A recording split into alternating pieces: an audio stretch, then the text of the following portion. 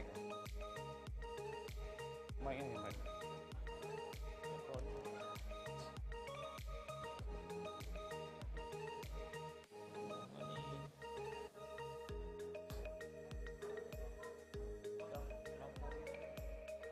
Terus.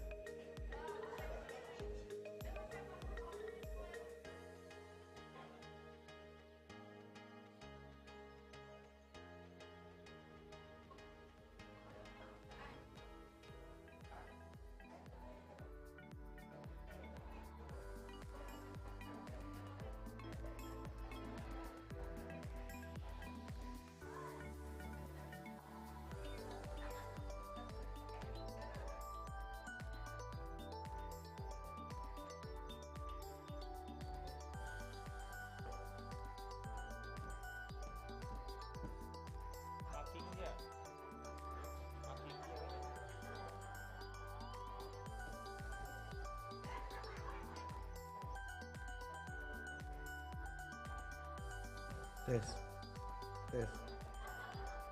Oke.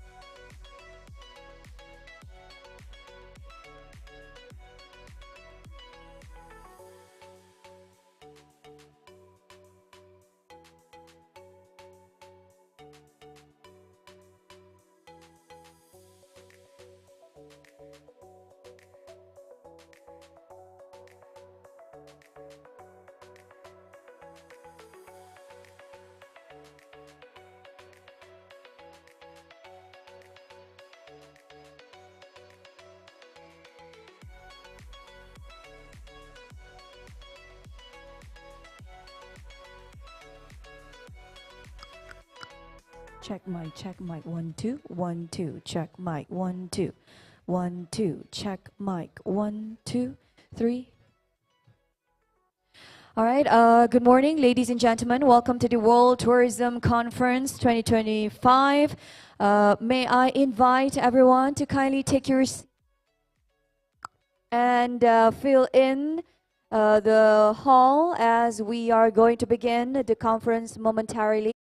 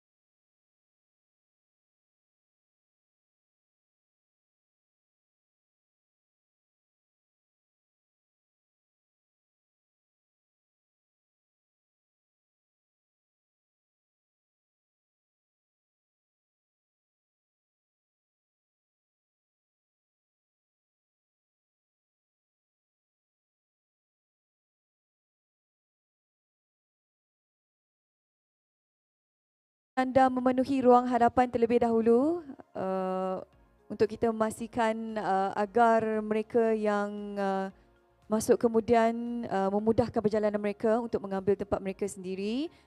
Sekali lagi diingatkan, majlis akan bermula sebentar saja lagi sementara kita menunggu kehadiran tetamu kehormat.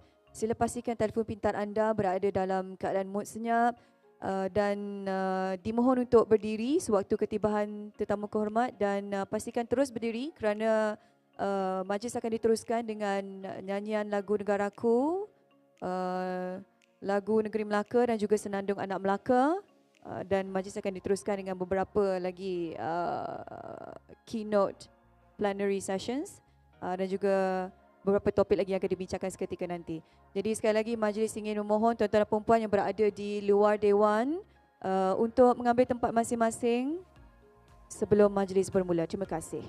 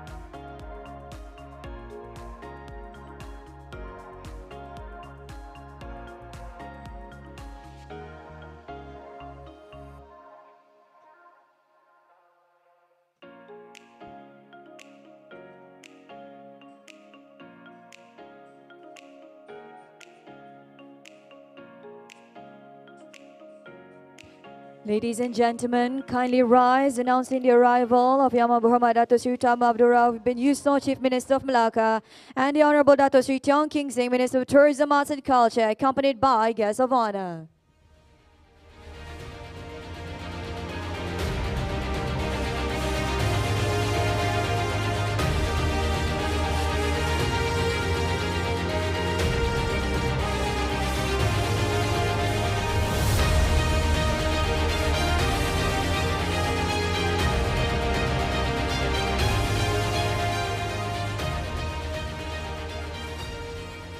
Ladies and gentlemen, kindly remain standing for the national anthem of Negaraku, followed by the state anthem of Melaka, Melaka Maju Jaya.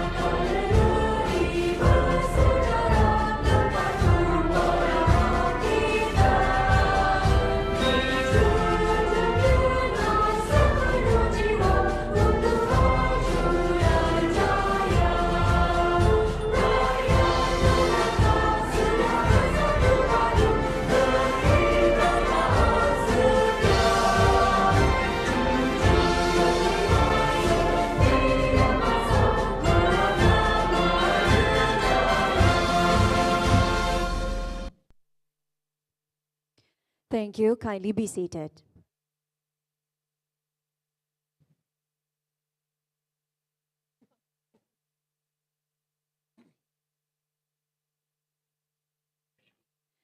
Ladies and gentlemen, to set the stage for our event, please welcome Senandung Anak Melaka, a song that celebrates the identity and legacy of Melaka.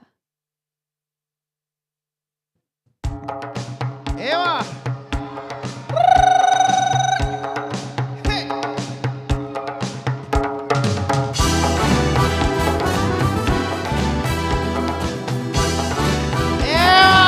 Mana lagi kita?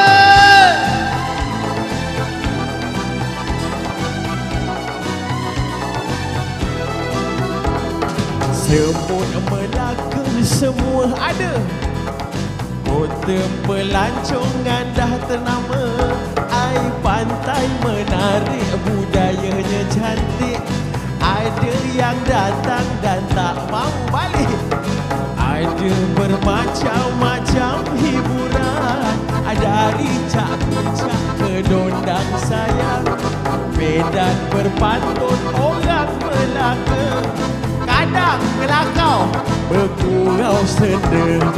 Orang Melaka semua baik-baik, walaupun nampak sedikit pelik. Bila bercakap semuanya kasau hawa, itu semua hanya bergurau. Bumi Melaka, bumi bertuah, makannya sedap, negerinya hebat. Umpama bijak laksana tua, gagah berani laksana jebat.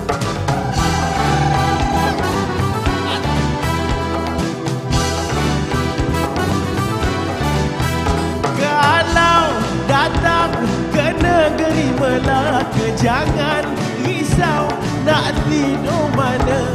Hotel ada, homestay tersedia. Yang penting pasti tak tidur dalam kereta. Cubalah makan asam pedas orang rasa. Makan sekali 3 bulan, hai tak lupa. Kue keria, coconut shake, I popular. Minuman bau, resepi orang Melaka. Negeri Melaka, I negeri hebat. Kota pelancongan, negeri selat ewak. Negeri Melaka, I negeri hebat. Kota pelancongan, negeri selat. World Tourist Conference Malaysia 2025. Ramai-ramai, mana lagi kita?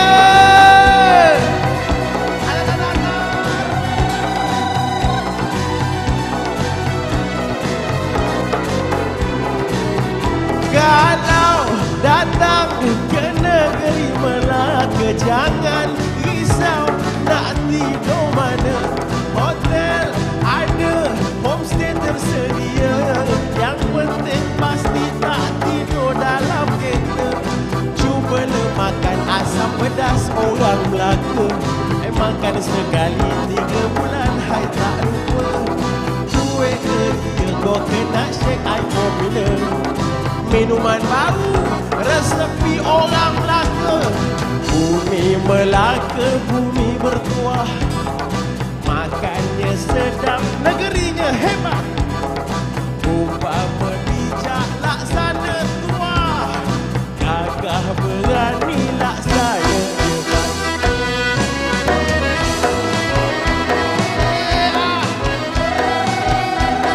Capok, capok,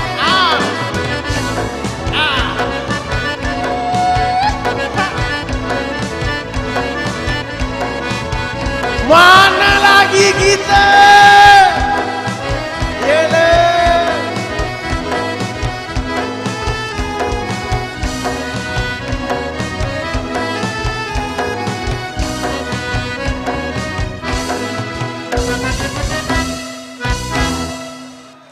Yeah, there you have it, ladies and gentlemen. Senandung Anak Melaka, sung by Yasir Fikri, accompanied by the performances from the Culture Unit of World Tourism Melaka and National Department for Culture and Arts. And the song was composed by Fauzi Muhammad, lyrics by Siso Koptarasa, showcasing the Melaka heritage, multicultural aspect of Malaysia, fulfilling Malaysia Madani aspirations.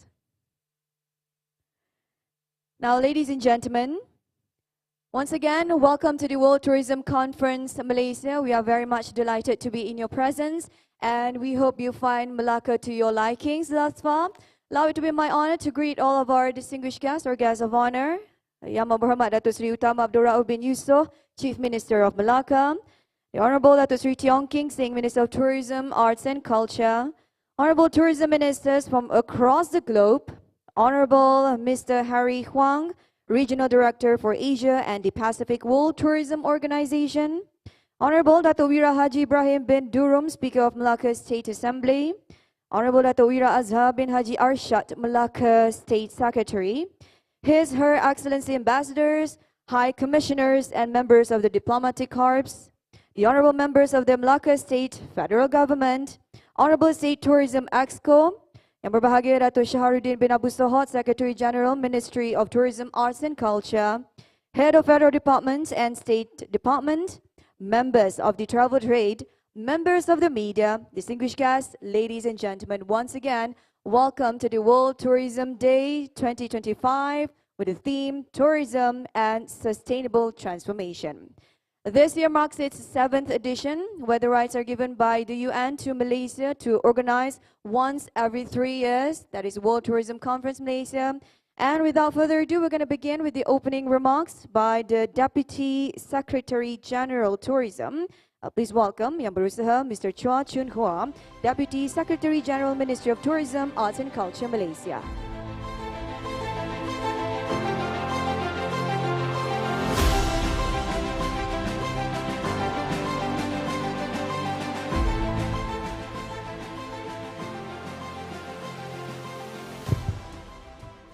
Yang Amat Berhormat Datuk Seri Utama Abdul Rauf bin Yusof, Chief Minister of Melaka, Honorable Datuk Seri Tiong King Sing, my Minister, Ministry of Tourism, Arts and Culture, Honorable Tourism Ministers from across the globe, Honorable Harry Huang, Regional Director for Asia and the Pacific, World Tourism Organizations, Honorable Datuk Wira Haji Ibrahim bin Durum, Speaker of Melaka State Assembly, Honorable Datuk Wira Azhar bin Haji Arshad, Melaka State Secretary, His and her Excellencies, Ambassadors, High Commissioners, and members of the diplomatic groups, the Honorable members of the Melaka State and Federal Government, Honorable State Tourism Exco, Yang Berbahagia Datuk, my boss is not around, sorry, Head of Federal Department and State Department, members of the Travel Trade, member of the media, distinguished guests, ladies and gentlemen.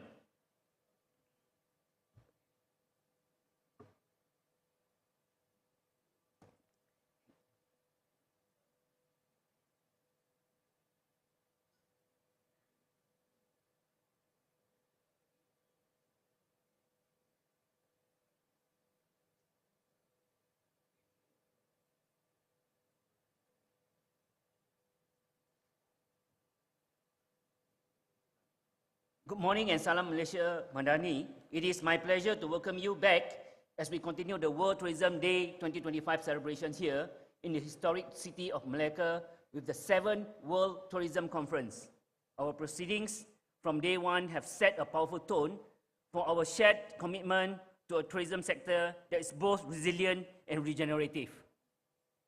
The first keynote by Dr. Arahana Kawala reminded us that tourism must rise from the ground up. She examined the reality of over-tourism, the leakages of tourism expenditure, the underrepresentation of women in leadership, and the pressing need for accessible destinations, while calling for a new success matrix built on fairness, equity, and respect. The morning panel pushed these ideas further, championing people-centered approaches, community-based tourism, and technology that amplifies, not replace, human connection. In the afternoon, our second keynote from Dr. Dirk Glaser of UN Tourism highlighted that growth without resilience is fragile, echoing the G20's call for inclusive, future-proof tourism. The ensuing discussion challenge us to redefine sustainability, invest with purpose, and give back more than we take. Today, World Tourism Conference picks up this momentum. This session have been carefully curated to engage us in inspiring dialogues on inclusive tourism economies, scaling sustainable practices, and looking ahead how artificial intelligence is reshaping our history. But first, we shine the spotlight on Melaka itself.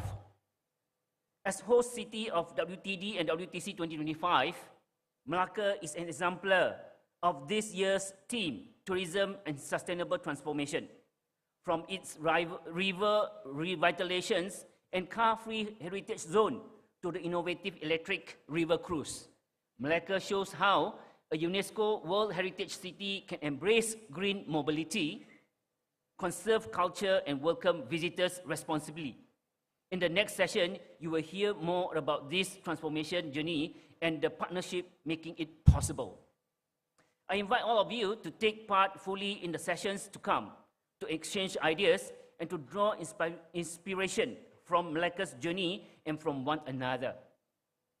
Let us carry forward the energy of day one and we shape a tourist future that is inclusive, innovative, and regenerative. Terima kasih. Thank you.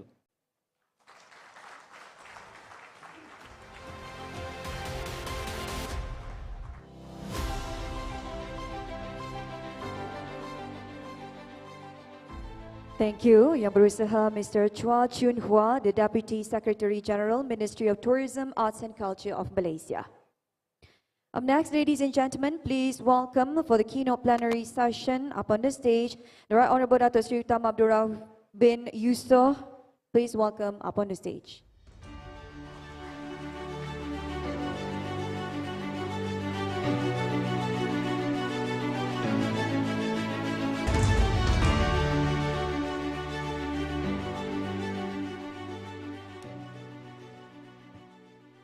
Bismillahirrahmanirrahim. Assalamualaikum warahmatullahi wabarakatuh. And very good morning to all of you. Salam Melaka ku baju jaya, rakyat bahagia, menggamit dunia, bijak laksana tuah, berani laksana jebat, and salam Malaysia Madani. Thank you, Master of the Ceremony, Honorable Datuk Sri Tiong King Sing, Minister of Tourism, Art and Culture, Honorable Tourism Minister from across the globe, Honorable Harry Huang, Regional Directors of Asia and the Pacific World Tourism Organization, Honorable Datuk Wira Ibrahim Durum, Speaker of Dewan Undangan Melaka, Melaka State Assembly, Honorable Datuk Wira Azhar Jiarshad, Melaka State Secretary, his and Her Excellency Ambassadors, High Commissioners, and Member of Diplomatic Corps, the Honorable Members of the Melaka State and Federal Government, Honorable the State Tourism Exco, yang berbahagia Datuk Syahrudin Abu Sohod, Secretary General, Ministry of Tourism and Art and Culture, Head of the Federal Department and State Department, Member of the Travel Trade, ladies and gentlemen, Member of Media, distinguished guests, and all of you here in the room. Alhamdulillah, today kita bersyukur pada Allah Ta'ala sekali lagi dapat bersama-sama pada pagi ini yang penuh bermakna di bumi bersejarah, bumi pahlawan Melaka bersempena dengan World Tourism Day.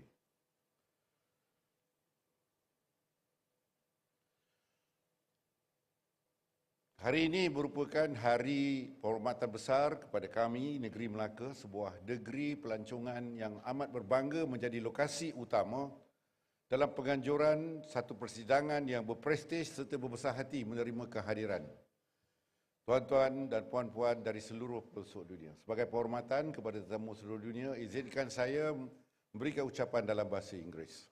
Excellency, honoured guests, ladies and gentlemen, on behalf of the Melaka State Government, I wish to convey our deepest gratitude to the United Nations World Tourism Organization and the Ministry of Tourism, Art and Culture for entrusting Melaka as the host of this prestigious global gathering. Yesterday, we had the privilege of showcasing Malaysia, a rich culture heritage here in Melaka, through the launch of the Visit Malaysia Year 2026. Hope this experience was both memorable, inspiring, offering a glimpse into a story of our people and our enduring spirit. As a part of our tradition, allow me to begin with a pantun from a Malay poetic expression. Kajang sekaki batang melata, rumput di bumi di padah mentari. Kehadiran delegasi penuh bermakna memacu agenda pelancongan lestari.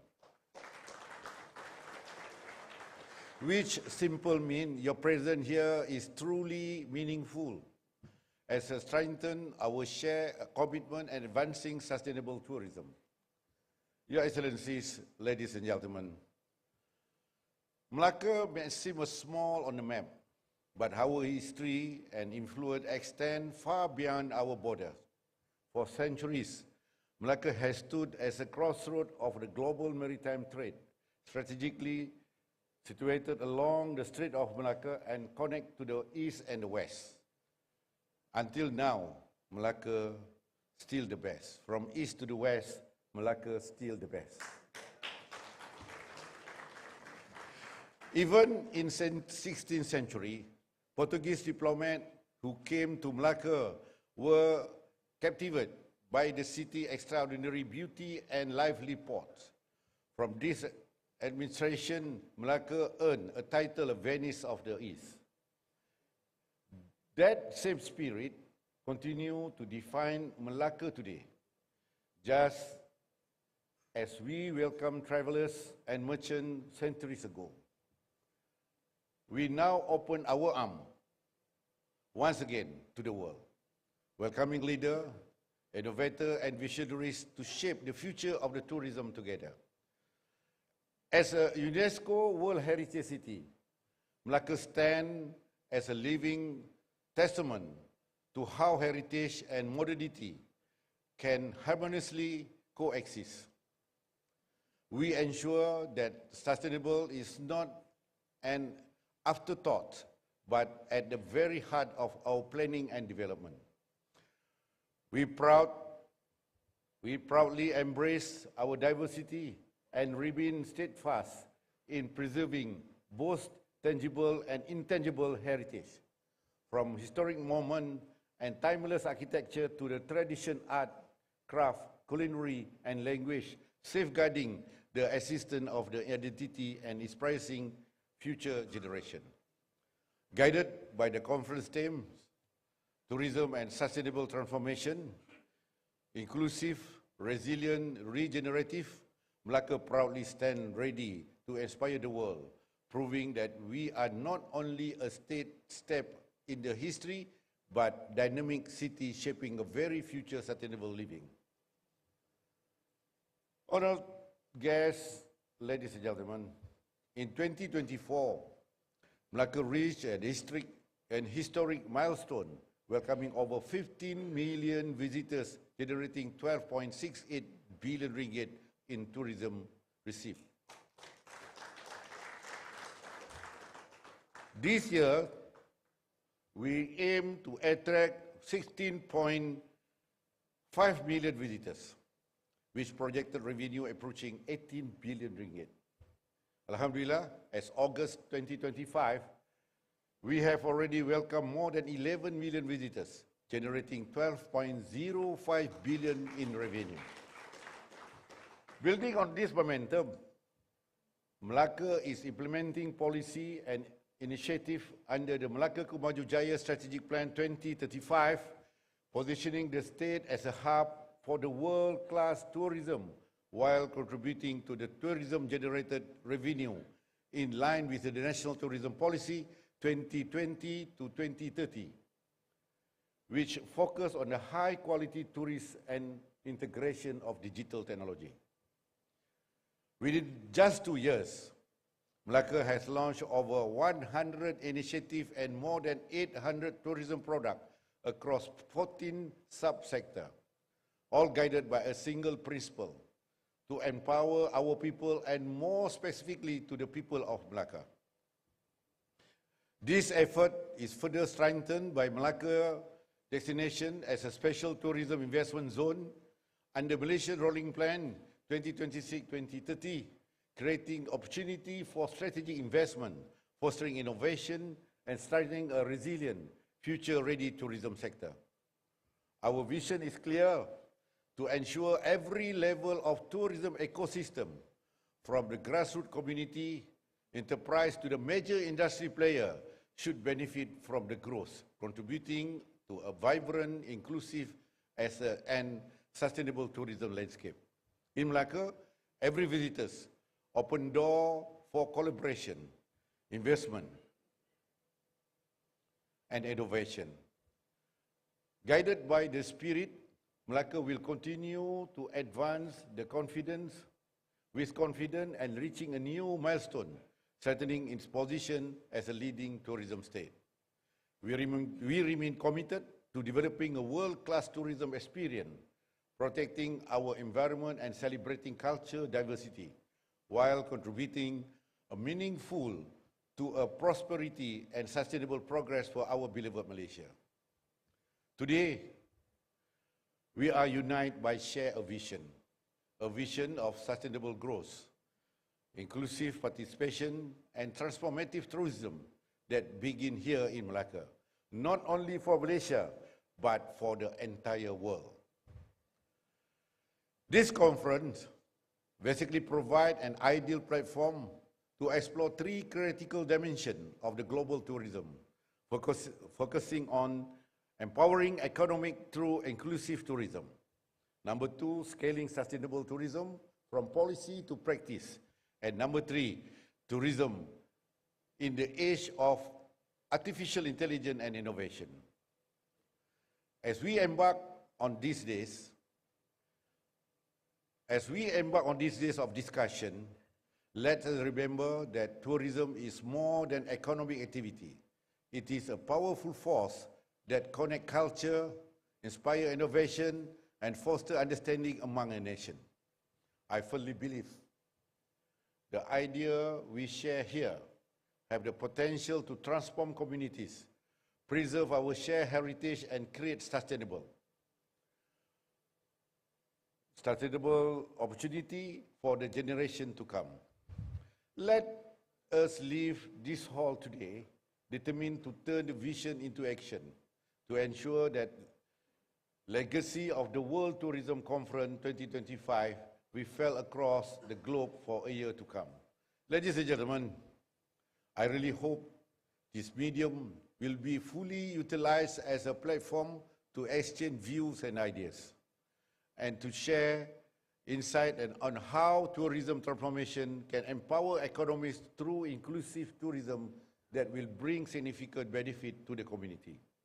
On behalf of State of Melaka Government, I extend my heartfelt gratitude to each and every one you here. Melaka will always welcome you with open arms. Our doors are open and we look forward to welcoming you back in Melaka. With that, I would like to end my speech via pantun, kalau tuan tanam lengkuas, jangan tanam masa berdiri. Datang Melaka sekali tak puas, jemputlah datang berkali-kali. Wabillahi taufiq wa hidayah. Assalamualaikum warahmatullahi wabarakatuh. Thank you very much.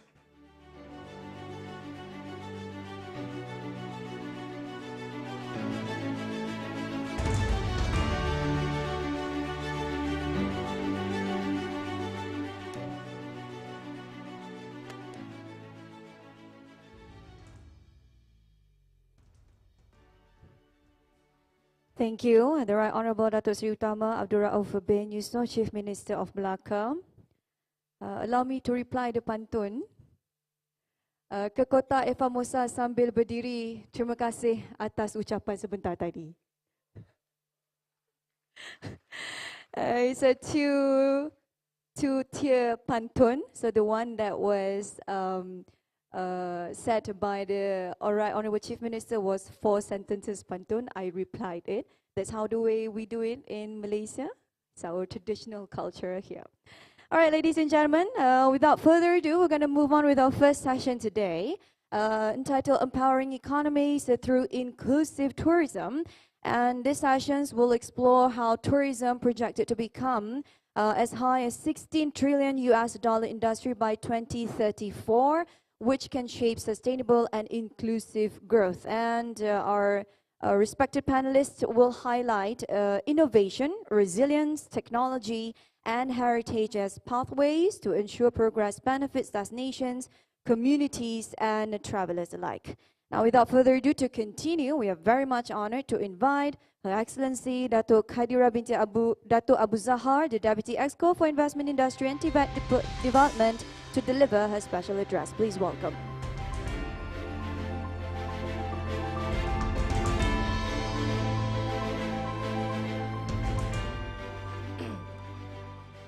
Bismillahirrahmanirrahim. Thank you to the Master Ceremony. Bismillahirrahmanirrahim. Alhamdulillahi Rabbil Alamin. Wassalatu wassalamu ala ashrafil anbiya wal mursalin wa ala alihi wa sahbihi ajma'in.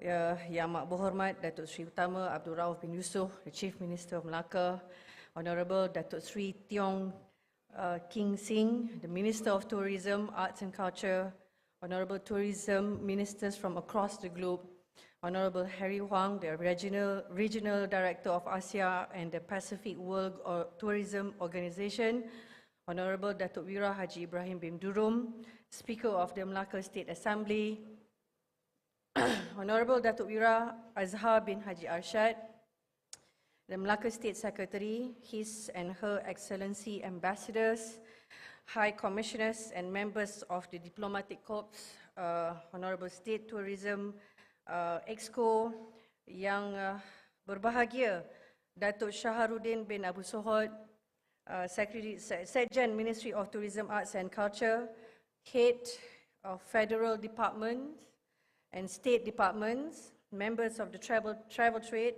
members of the media, distinguished guests, ladies and gentlemen, Assalamualaikum warahmatullahi ta'ala wabarakatuh.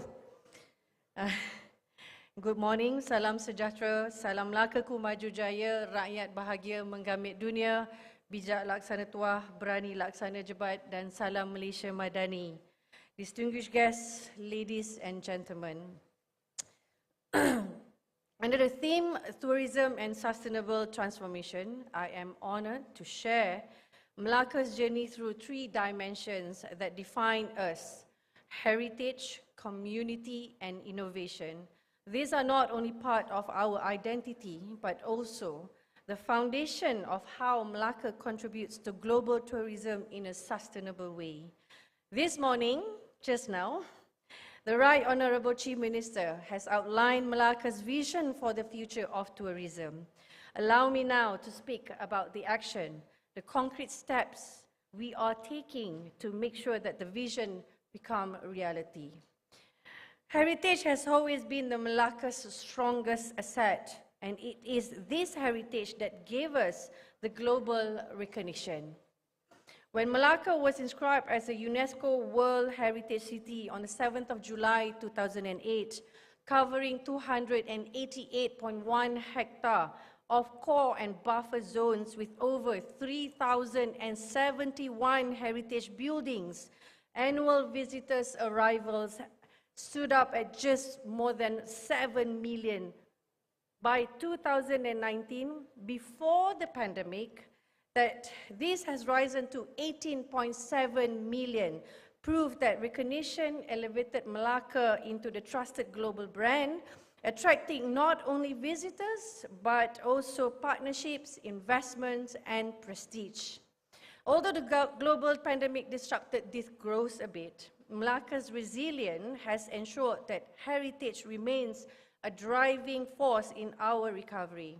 In 2004 itself, just last year, the state has welcomed 15 million visitors, and as of August this year merely, it has already received 11.1 million visitors, which generating an estimated of 12.05 billion Malaysian ringgit in tourist receipt. With this strong momentum, Melaka is on track to achieve its target of 16.5 million visitors this year, a testament to the confidence of travelers, investors, and local communities alike. Heritage here encompasses both tangible and intangible elements, from the Dutch era stadhuis, Portuguese fortresses, colonial churches, and traditional Malay houses in Kampung Moten, to traditions recognized by UNESCO such as Dondang Sayang, Pantun, Silat, and the Kebaya. In addition, the Melaka's rich gastronomy from asam pedas to dodol, together with the multicultural heritage, make it truly a unique and distinctive. For Melaka, heritage is not merely a relic of the past, but a living treasure that continues to breathe through the heartbeat of our daily lives.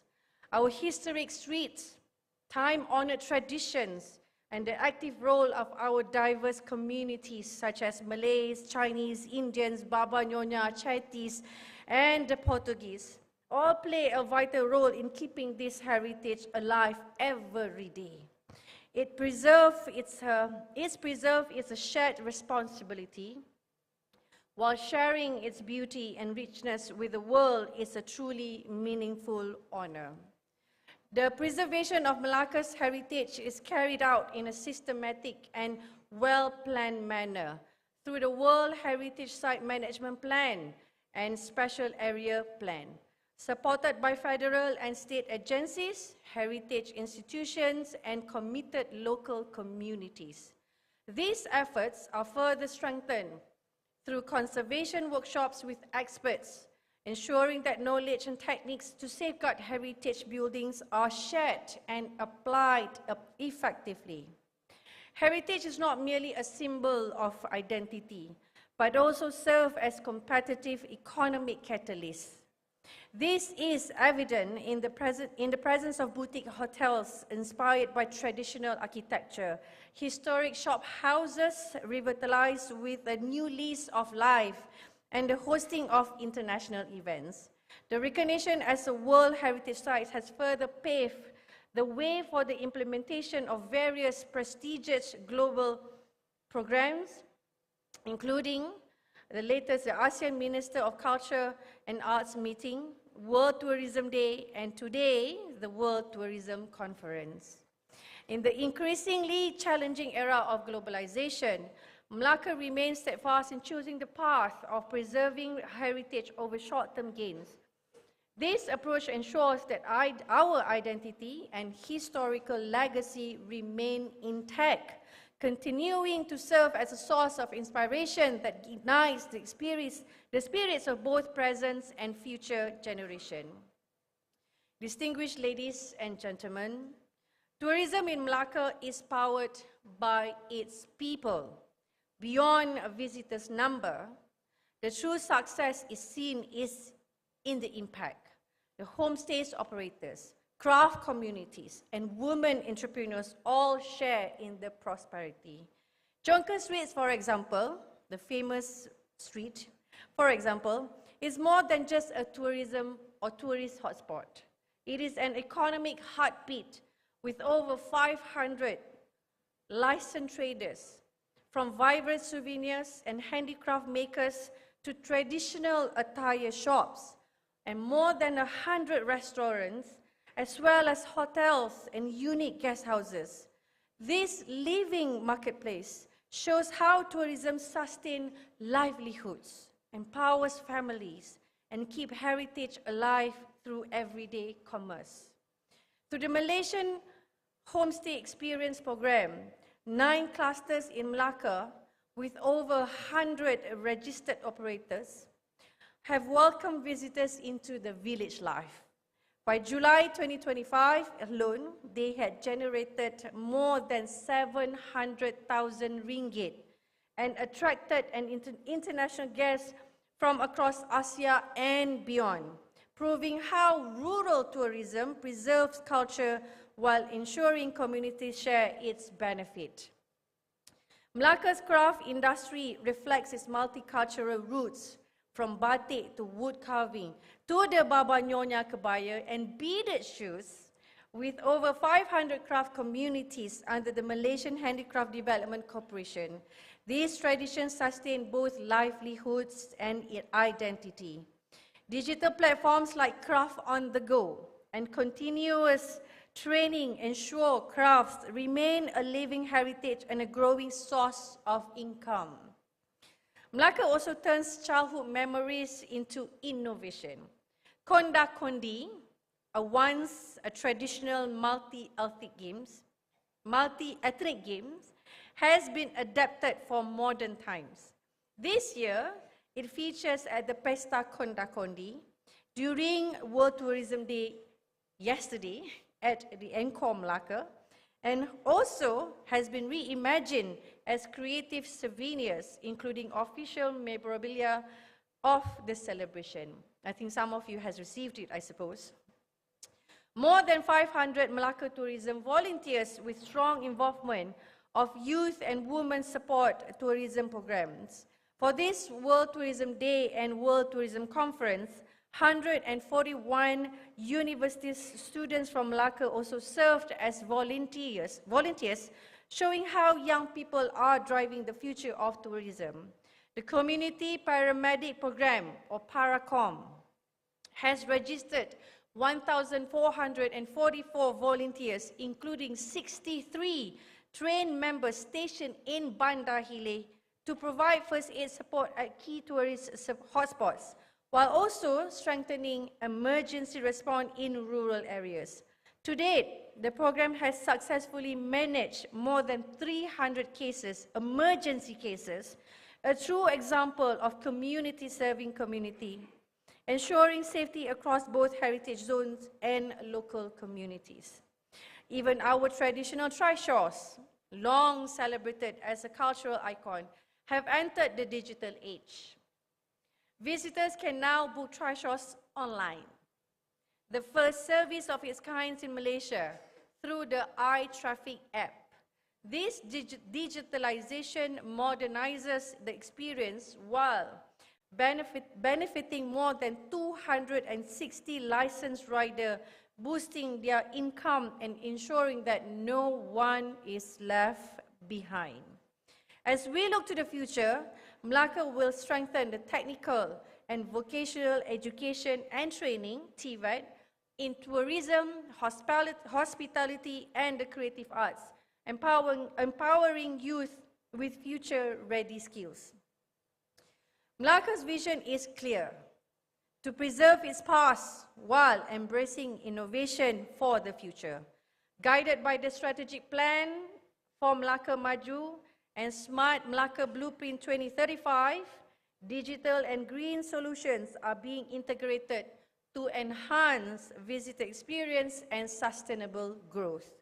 In just 2 years, the car-free zone in Bandar Hileh has welcomed nearly 4 million visitors, supported over 350 traders, and reduced carbon emissions in line with Sustainable Development Goal, enhanced with security cameras, a crowd monitoring system, and a paramedic station. It has been registered with the 2 Malaysia Book of Records titled the longest duration for car-free zone, 55 hours, and the first ever first aid station in a car-free zone. Further strengthening its position as a successful and competitive model of car-free implementation in Malaysia. Sustainable mobility is also a priority in Melaka. The strengthening of smart green mobility initiatives, including the adoption of EV, electrical vehicles, provision of electric vehicle charging station or the EVCS at a strategic location, and at the development of bicycle lanes and pedestrian walkways further enhances environmentally friendly travel across the city. Water taxis provide an alternative mode of transport to ease the congestion and parking in Bandar Hileh, while the state government is undertaking a study on a hop-on, hop-off buses or cruise system to link hotels, hop-on, hop-off cruise system, not buses, to link hotels, attractions, and key facilities along the river, offering tourists a scenic heritage experience. In parallel, the iTraffic supports mobility with real-time traffic updates, electrical vehicles charging points, and environmental sensors across the Melaka city. Accessible tourism facilities are being enhanced at key destinations, ensuring that persons with disabilities, seniors, and families can enjoy our heritage equally, because no journey is complete unless it includes everyone. Melaka's commitment to inclusive tourism is reflected in the launch of its first autism-friendly playground, designed with sensory play features and accessible facilities so that children of all abilities can enjoy safe leisure, making Melaka more welcome for families. Digital innovation is already reshaping how Melaka shares its heritage.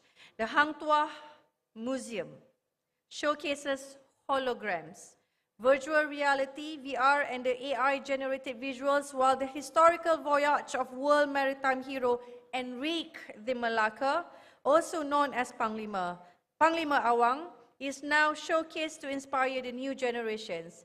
Cerita Melaka, a digital heritage mapping platform, brings monuments, craft, traditions, dances, and community stories to life, making preservation engaging and accessible to everyone. Building on this momentum, Melaka will soon launch the Smart AI Tourism Platform.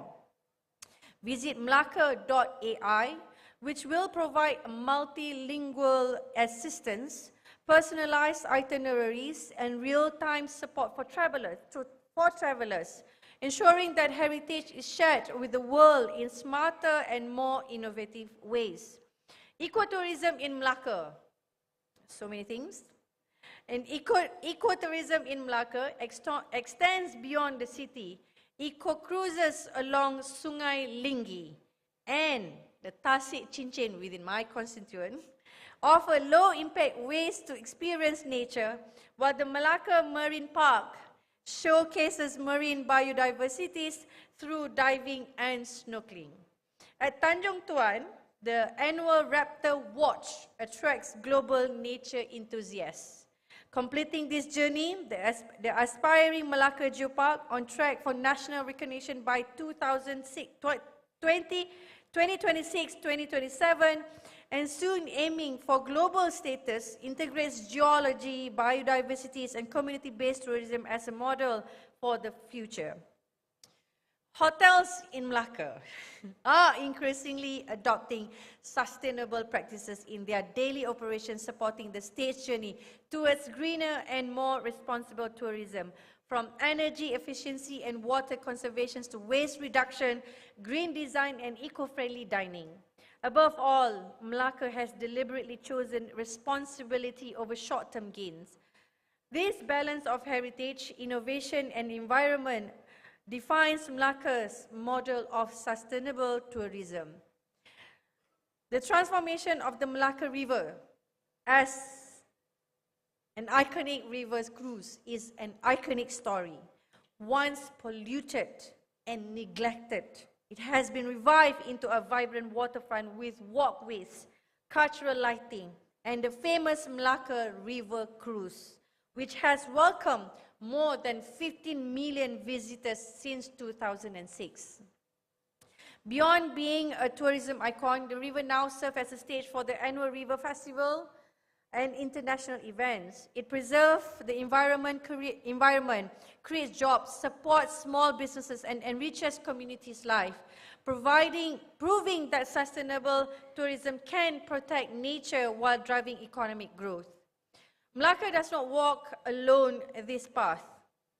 We work with ASEAN, UNESCO, and global partners to build capacity where knowledge and train future leaders in heritage management and sustainable tourism. Melaka's dedication to heritage preservation has earned the highest international recognition, including this Jean-Paul Lallier Prize for Heritage in 2021 and the Green Apple Award in 2013 for built environment and architectural heritage. These commitments continue to be acknowledged regionally, with Melaka City receiving the ASEAN Clean Tourist City Award in 2024-2026, reaffirming our status as welcoming, livable, and sustainable destination. By hosting international programs from cultural exchanges to heritage management workshops, Melaka positioned itself not just as a destination, but as a regional hub for collaboration. These partnerships amplify our voice and extend our reach, ensuring that Melaka's experiences inspire others, just as we learn from global best practitioners. Ladies and gentlemen, from vision to action, let us shape a future where heritage, innovation, and sustainability create lasting prosperity for generations.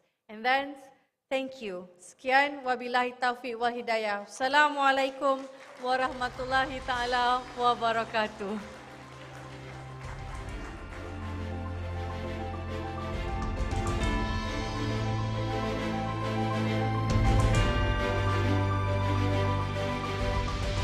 Thank you, Your Excellency. All right, ladies and gentlemen, up next we're going to proceed with a special address by the Secretary General of ASEAN. Please welcome His Excellency Dr. Kao Kim On.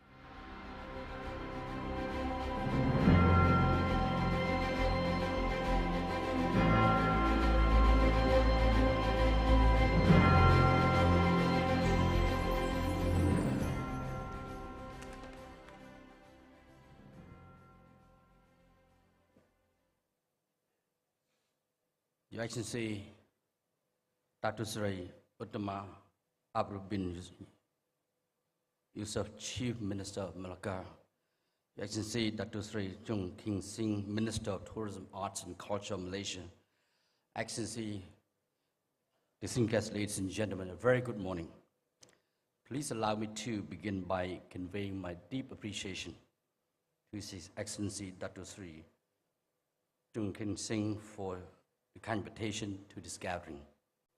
My gratitude also extends to all distinguished participants for joining us at the World Tourism Conference 2025, held alongside the ASEAN Tourism Minister Retreat and World Tourism Day here in the historic city of Melaka.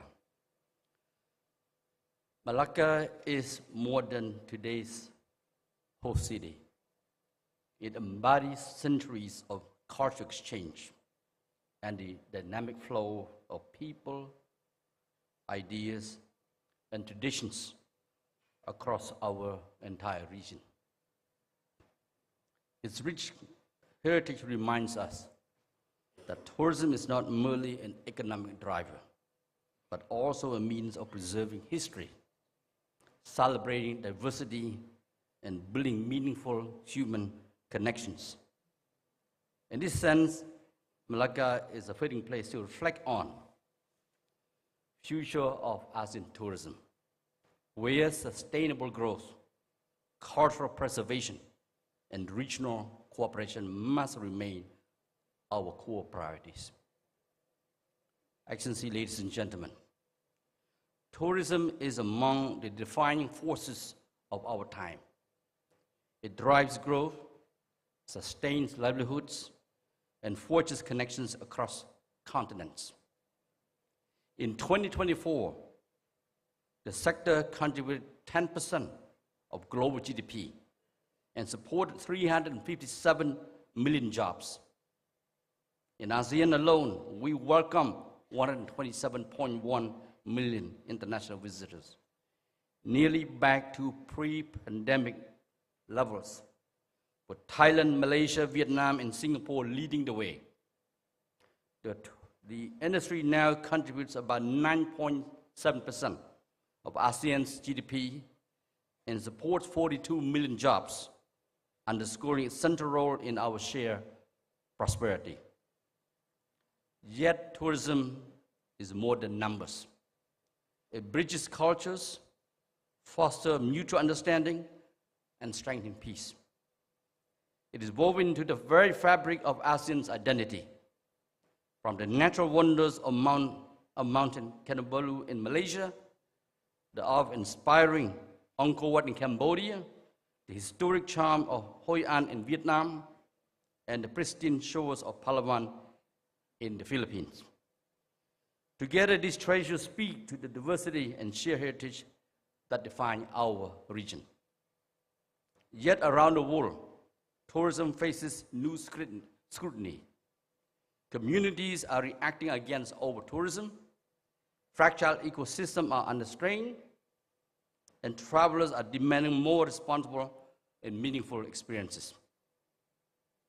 We have seen this in our own region, from Boracay in the Philippines, where rehabilitation was necessary to restore fragile ecosystems, to Bali in Indonesia, which is now shifting from high-volume arrivals to a model of higher value, quality tourism.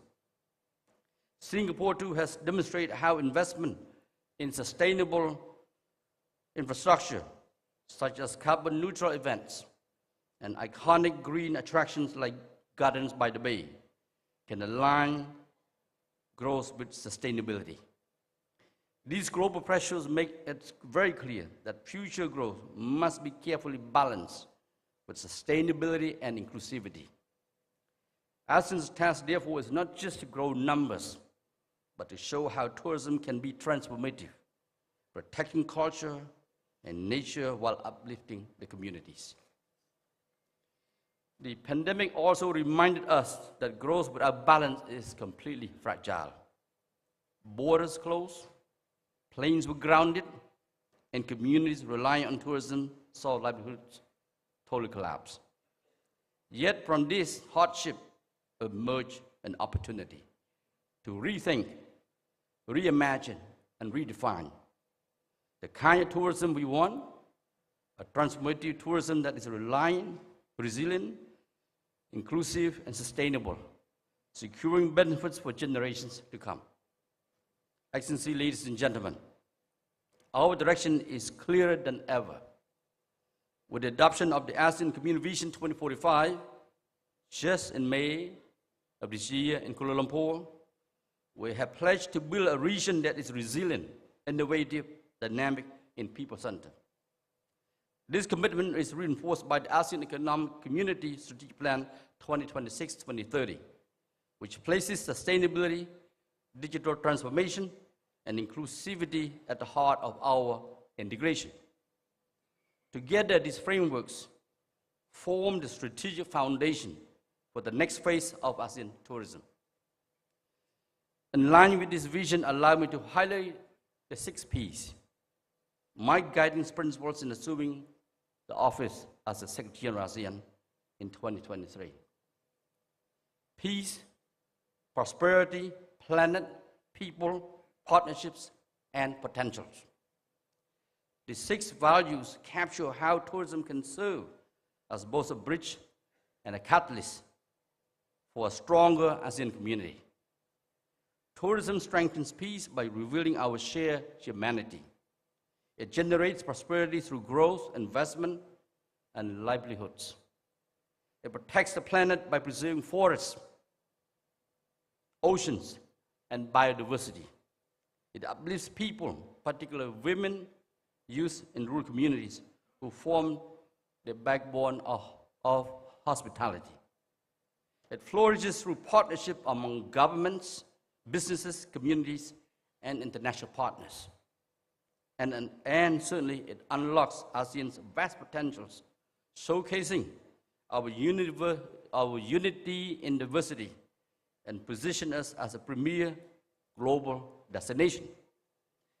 Excellency, ladies and gentlemen, ASEAN is now preparing the ASEAN Tourism Sectoral Plan 2026-2030, which will guide our path over the next decade. It emphasizes sustainability, inclusivity, resilience, and digital innovation. But commitments must translate into concrete results. I therefore urge all stakeholders, governments, the private sector, civil society, local communities, and international partners to work together to bring this plan to life. Only through joint action can aspiration be turned into achievements. As we move forward, I wish to outline 3 priorities as follows. First, sustainability. ASEAN's biodiversities, coastlines, and cultural heritage are our greatest assets, but also fragile. Transformative tourism must embed sustainability, lowering carbon footprints, promoting green standards, and empowering communities to protect their heritage. The recovery of Barakai stands as a reminder that we cannot sacrifice the environment for short-term gains. While Bali's new focus on quality tourism demonstrates how destinations can grow responsibly. Second, inclusivity. Tourism extends beyond airlines and hotels. It supports millions of small entrepreneurs, artisans, and service providers. Expanding community-based tourism, creative industries, and digital platforms ensure benefits reach women, youth in rural areas. In Luang Prabang Lao PDR, community-based initiatives allow households to host visitors directly, ensuring that income flows into rural communities. While in Vietnam and Thailand, creative industries have turned crafts, cuisine, and cultural experiences into global tourism assets. Third, resilience and innovation. In a rapidly changing world, adaptability is essential. ASEAN is harmonizing protocols, strengthening preparedness, and embracing digital tools. From smart applications to big data analytics, Thailand's use of digital platforms to manage visitors' flows at heritage sites, and Malaysia's adoption of AI-driven analytics show how innovation can make tourism both safer and smarter. By enhancing regional connectivity and making travel seamless, we can remain competitive, safe, and attractive. Excellencies, ladies and gentlemen, tourism is more than an industry. It is a bridge across cultures, a platform for sustainable development, and a driver of peace and prosperity. ASEAN remains committed to building a tourism sector that is resilient, inclusive, and sustainable. The ASEAN leaders' declaration on quality tourism to be adopted this October at the 47th ASEAN Summit in Kuala Lumpur will be a milestone in promoting high-quality, responsible, and people-centered tourism, reinforcing ASEAN's leadership in sustainable and innovative tourism. But governments cannot achieve this alone. Partnerships are essential. With the private sector, local communities, international organizations such as UN Tourism, and our dialogue and development partners, only by working together can ASEAN tourism continue to grow while protecting our planet, empowering our people, and delivering prosperity for all. Excellency, ladies and gentlemen, as we gather in Melaka, let us affirm a simple truth. Growth and sustainability are not opposing choices. They are twin pillars of a stronger ASEAN. Balancing both allows us to unlock the full promise of a transformative tourism, a tourism that not only recovers but evolves, that welcomes visitors while uplifting communities, and that showcases ASEAN to the world while securing a bright future for our people. Let us therefore build a tourism sector that is vibrant, sustainable, and truly transformative, ensuring that ASEAN remains, in every sense, an epicenter of growth and a beacon of partnership for the world. If we succeed, ASEAN tourism will not only tell the story of our past and present, it will help shape a bright future for generations to come. Thank you, and a very good morning to all excellencies and everyone.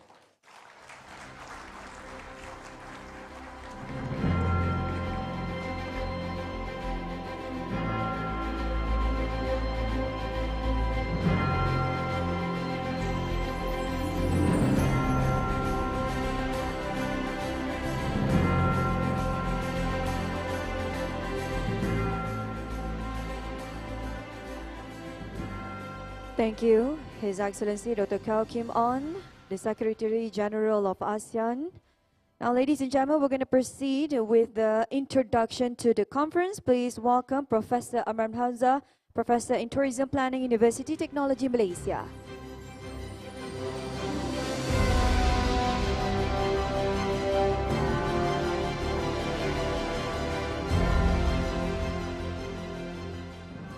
Terima kasih. Yang amat berhormat Datuk Seri Utama Abdul Rauf bin Yusof, Chief Minister of Melaka, the Honourable Datuk Seri Tiong King Sing, the Minister of Tourism, Arts and Culture, Malaysia, the Honourable Datuk Dr. Kao Kim Hos, Secretary General of ASEAN, the honorable tourism ministers from across the globe, Honorable Mr. Harry Kwang, Regional Director for Asia and the Pacific, World Tourism Organization, Honorable Datuk Wira Haji Hashim bin Durum, Speaker of Melaka State Assembly, Honorable Datuk Wira Azhar bin Haji Arshad, Melaka State Secretary, Her Excellency, Ambassadors, High Commissioners, and members of the Diplomatic Corps, the Honorable members of the Melaka State and Federal Government, the Honorable State Tourism Exco, Yang Bahagia Datuk Shahruddin bin Abu Sohod, Secretary General of the Ministry of Tourism, Arts and Culture, Malaysia, Head of Federal Departments and State Departments, members of the travel trade, members of the media, distinguished guests, ladies and gentlemen, Assalamualaikum warahmatullahi wabarakatuh, and very good morning.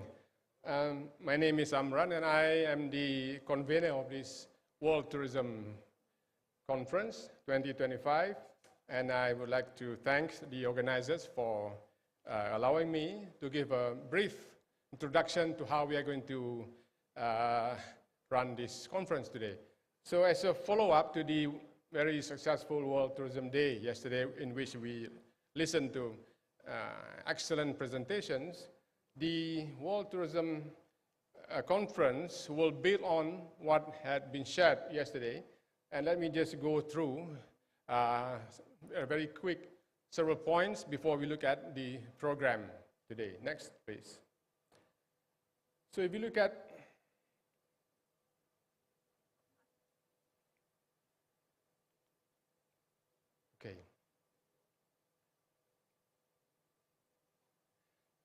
this is from the World Economic Forum, and you talk about transformation, sustainable transformation, and we are guided by 10 guiding principles. I would not elaborate them, but they range from to adapt, upgrade, and personalize offerings to revitalizing our unique heritage.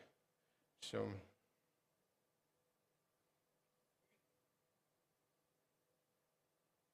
okay.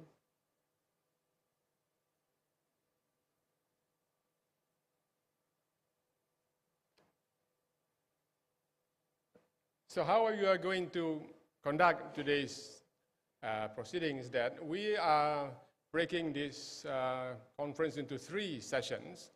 And for the first session, it is focusing on the economic transformation and empowering economies through inclusive tourism. For each session, there will be a keynote presenter who will be presenting, he or she, presenting the setting the scene for the ensuing discussions, and then we will have 3 panelists.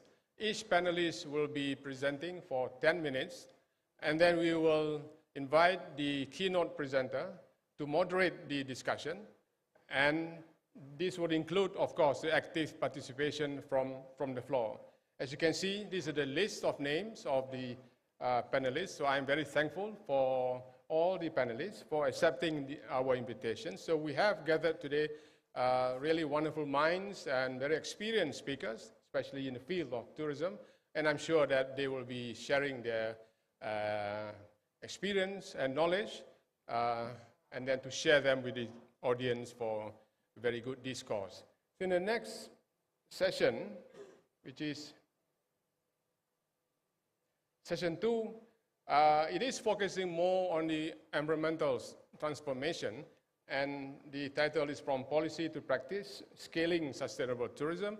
So the same way of doing things, which we will have also a keynote presentation, and then we will have, again, 3 panelists, followed by a panel discussion. So this will take us until lunchtime, and once we come back from lunch, okay, we will have the final session, which is really something to look at the future, even up to the year 2050, which is tourism in the age of artificial intelligence and innovations. This is focusing on digital transformation, and we will have a very exciting keynote presentation on this, and followed by, again, 3 panelists to share their views. So I will stop here, and this is just to whet your appetite for what is to come. But I think now you will have to also whet our beak. We need a coffee break, so I pass it to the MC. Thank you very much for your attention.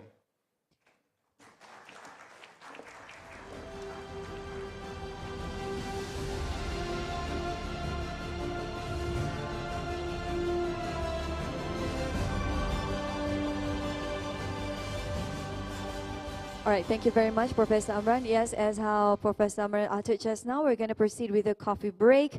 To ministers, you're welcome to go to Tosca at level 13.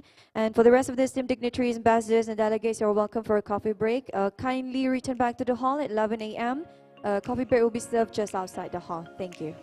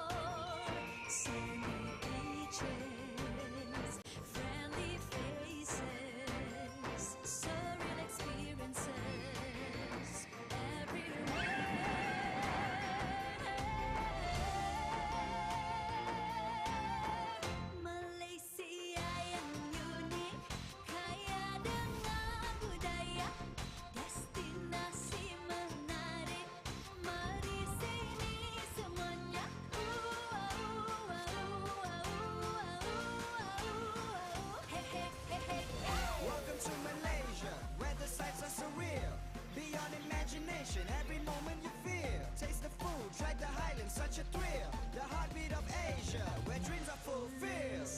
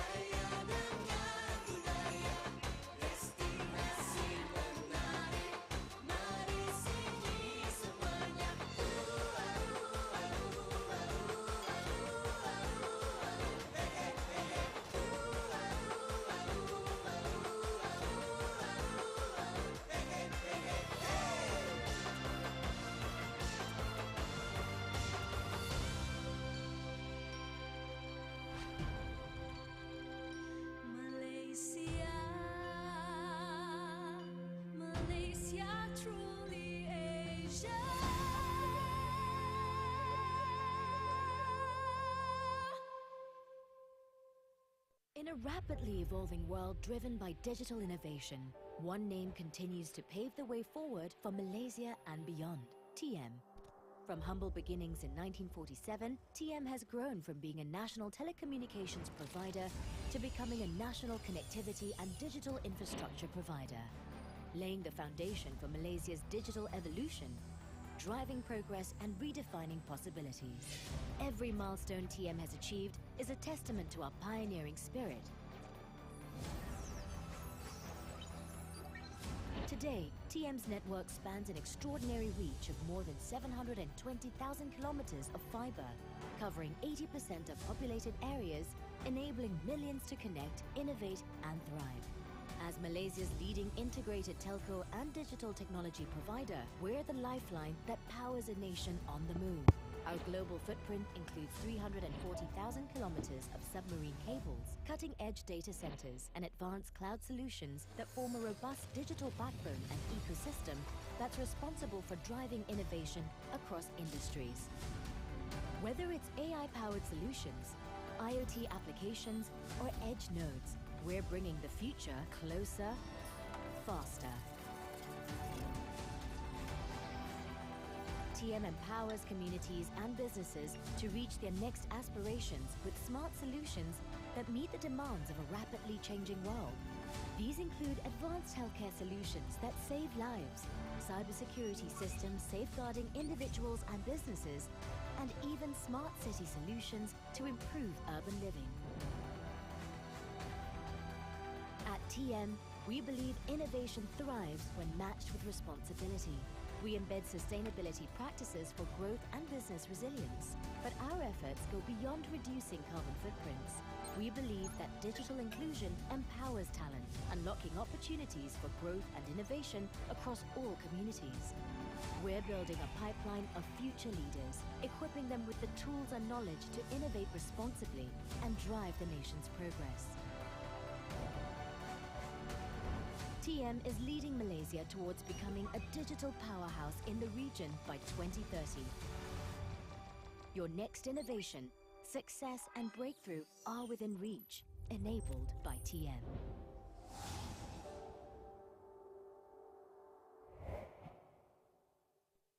Get the best price on your next holiday booking, guaranteed! And if you find a better deal elsewhere, we'll pay you the difference and more!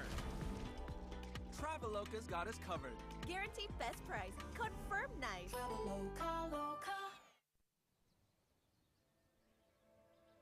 A lot of us grew up in these small towns, and a lot of our personality and our characters have been molded from these towns, and that's why they're so important to us. We decided to shoot my hometown.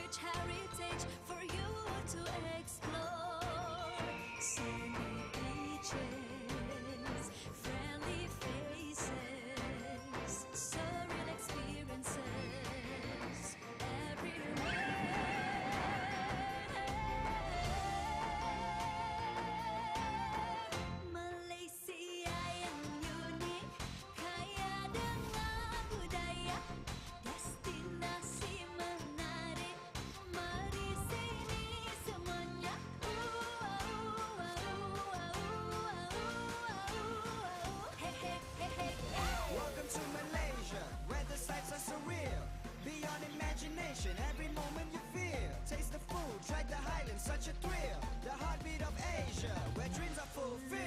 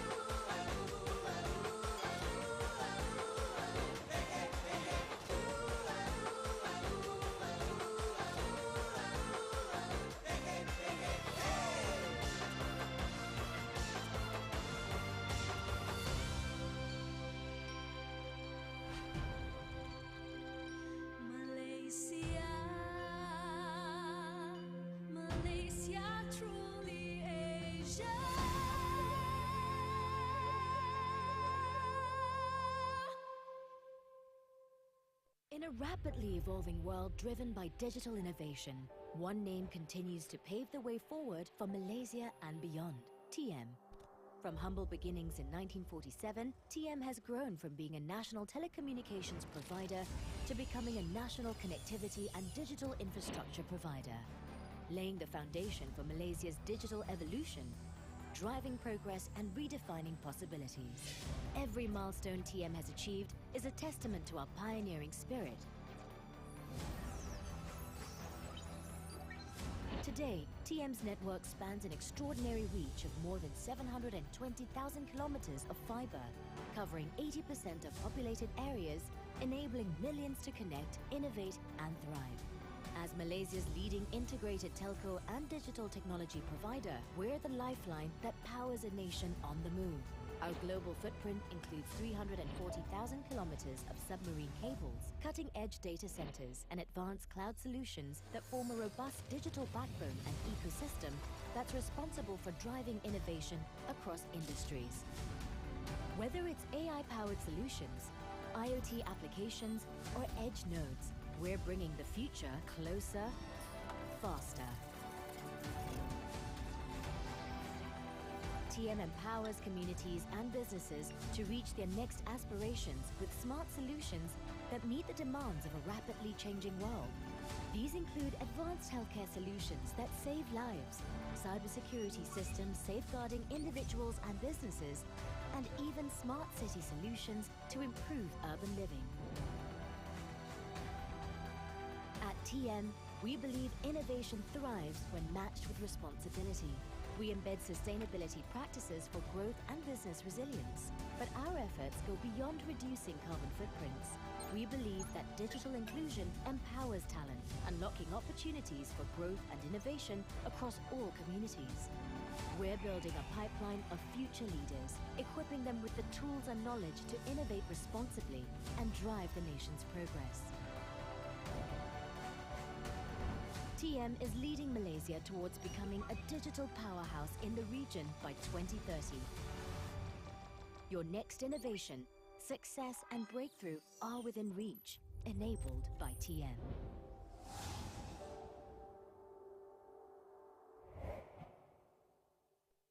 Get the best price on your next holiday booking, guaranteed! And if you find a better deal elsewhere, we'll pay you the difference and more! Traveloka's got us covered. Guaranteed best price. Confirm nice.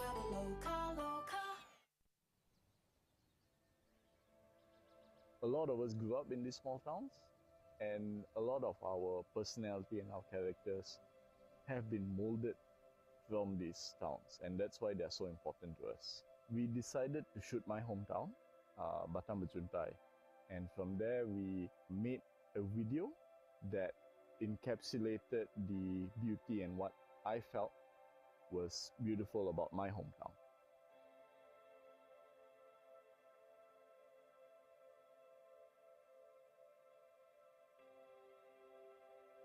What we realize these videos do is actually foster a sense of nostalgia, then creating pride in the viewer from these towns.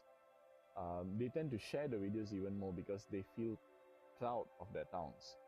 That makes even more people watch the videos because these are the hometowns of their friends. And they want to go to these towns. And when they go to these towns, they take videos and they take pictures and they post it on social media. And that creates a chain reaction. The impact of these videos has so far been a bit powerful in the sense that people who watch these videos, they want to explore more. They want to know more about the country. Instead of going to the usual more famous tourist places, they actually want to visit places that they have not heard of, like these small towns.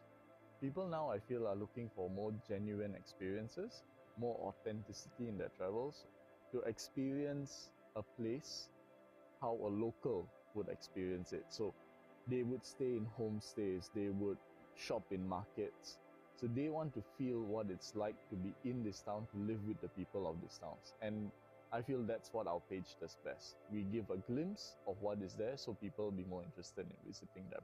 Tourists go to these towns, they buy local products, they support local businesses. This in turn helps the economy and helps preserve the culture of these towns. so they don't have to move out of the town and they don't have to change things too much. So it preserves it for what it is. With Small Towns Malaysia, we hope to grow a community that loves and appreciates these smaller places, these smaller towns. We hope that people visit these towns and we hope that they enjoy them as much as we do. So that would be our goal, to preserve these small towns in a way that helps the locals and it helps the economies of these towns. So we hope that we drive more tourists to explore the country and explore the authenticity of what we have and maybe try something different from the usual tourism products that we have to offer.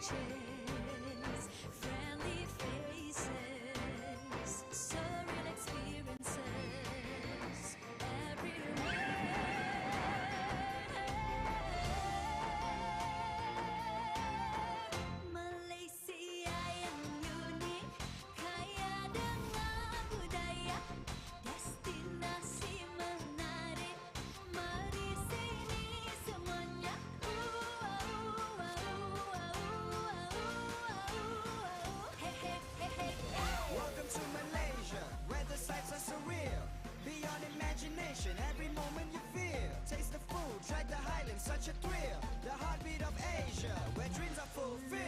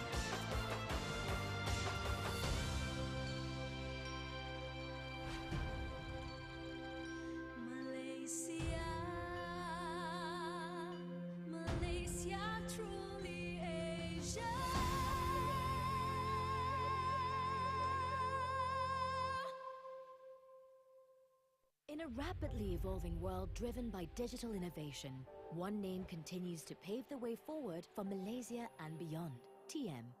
From humble beginnings in 1947, TM has grown from being a national telecommunications provider to becoming a national connectivity and digital infrastructure provider, laying the foundation for Malaysia's digital evolution, driving progress and redefining possibilities. Every milestone TM has achieved is a testament to our pioneering spirit.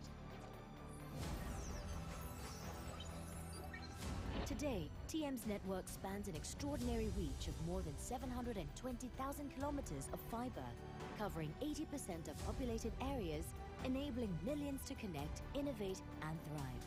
As Malaysia's leading integrated telco and digital technology provider, we're the lifeline that powers a nation on the move.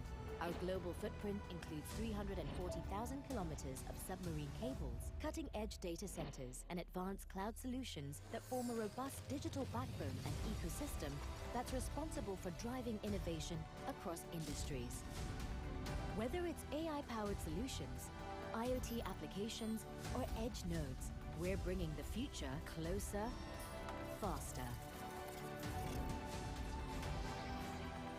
TM empowers communities and businesses to reach their next aspirations with smart solutions that meet the demands of a rapidly changing world.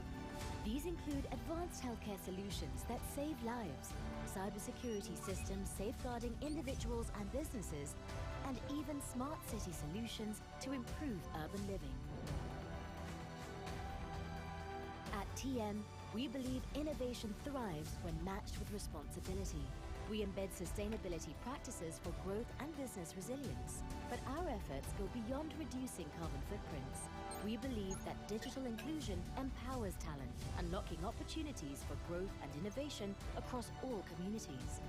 We're building a pipeline of future leaders, equipping them with the tools and knowledge to innovate responsibly and drive the nation's progress. TM is leading Malaysia towards becoming a digital powerhouse in the region by 2030. Your next innovation, success and breakthrough are within reach, enabled by TM.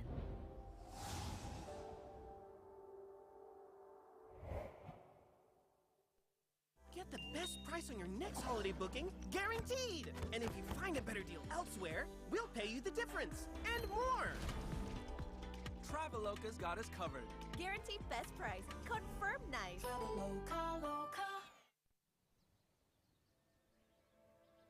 A lot of us grew up in these small towns, and a lot of our personality and our characters have been molded from these towns, and that's why they're so important to us. We decided to shoot my hometown, Batam Berjuntai, and from there we made a video that encapsulated the beauty and what I felt was beautiful about my hometown.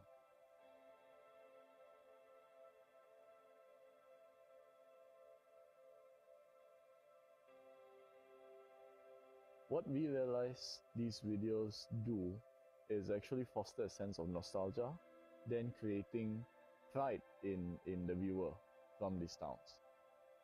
They tend to share the videos even more because they feel proud of their towns. That makes even more people watch the videos because these are the hometowns of their friends. And they want to go to these towns. And when they go to these towns, they take videos and they take pictures and they post it on social media. And that creates a chain reaction. The impact of these videos has so far been a bit powerful in the sense that people who watch these videos, they want to explore more. They want to know more about the country. Instead of going to the usual more famous tourist places, they actually want to visit places that they have not heard of, like these small towns. People now, I feel, are looking for more genuine experiences, more authenticity in their travels, to experience a place how a local would experience it. So they would stay in homestays, they would shop in markets. So they want to feel what it's like to be in this town, to live with the people of these towns. And I feel that's what our page does best. We give a glimpse of what is there so people will be more interested in visiting them. Tourists go to these towns, they buy local products, they support local businesses. This in turn helps the economy and helps preserve the culture of these towns. So they don't have to move out of the town and they don't have to change things too much. So it preserves it for what it is. With Small Towns Malaysia, we hope to grow a community that loves and appreciates these smaller places, these smaller towns. We hope that people visit these towns and we hope that they enjoy them as much as we do. So that would be our goal, to preserve these small towns in a way that helps the locals and it helps the economies of these towns. So we hope that we drive more tourists to explore the country and explore the authenticity of what we have and maybe try something different from the usual tourism products that we have to offer.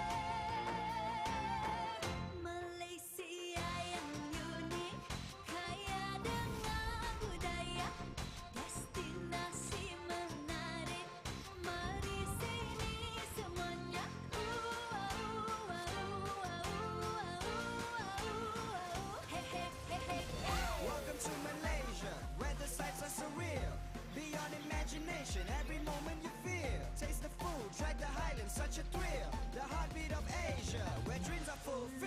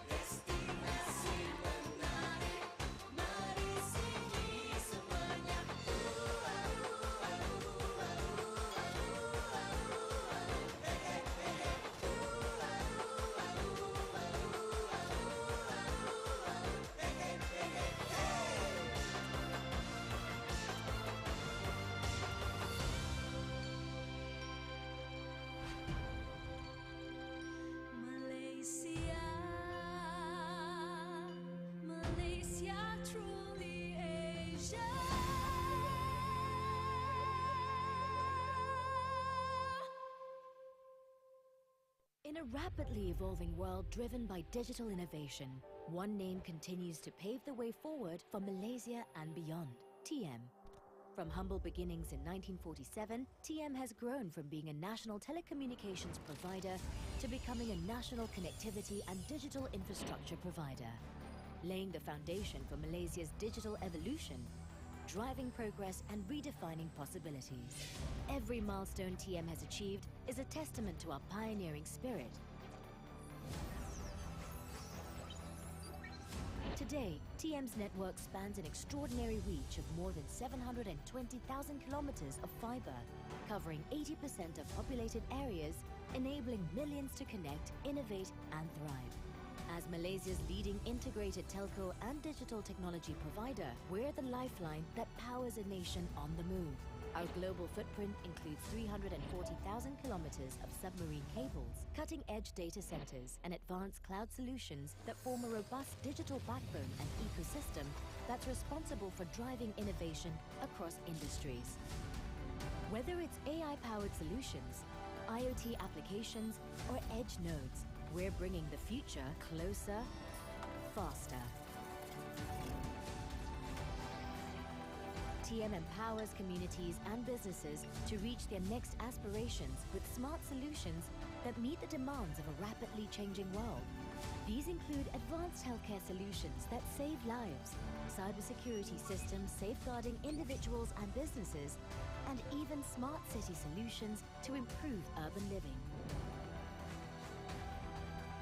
At TM, we believe innovation thrives when matched with responsibility. We embed sustainability practices for growth and business resilience, but our efforts go beyond reducing carbon footprints. We believe that digital inclusion empowers talent, unlocking opportunities for growth and innovation across all communities. We're building a pipeline of future leaders, equipping them with the tools and knowledge to innovate responsibly and drive the nation's progress. TM is leading Malaysia towards becoming a digital powerhouse in the region by 2030. Your next innovation, success and breakthrough are within reach, enabled by TM.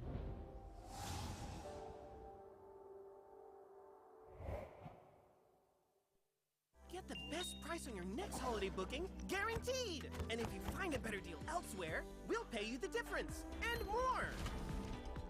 Traveloka's got us covered. Guaranteed best price. Confirm nice.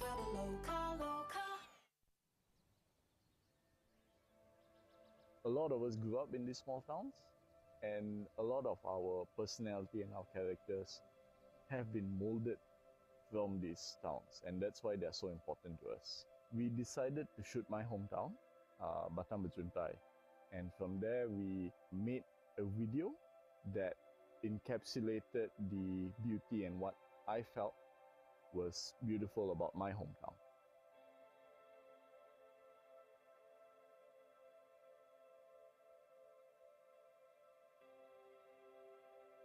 What we realize these videos do is actually foster a sense of nostalgia, then creating pride in the viewer from these towns.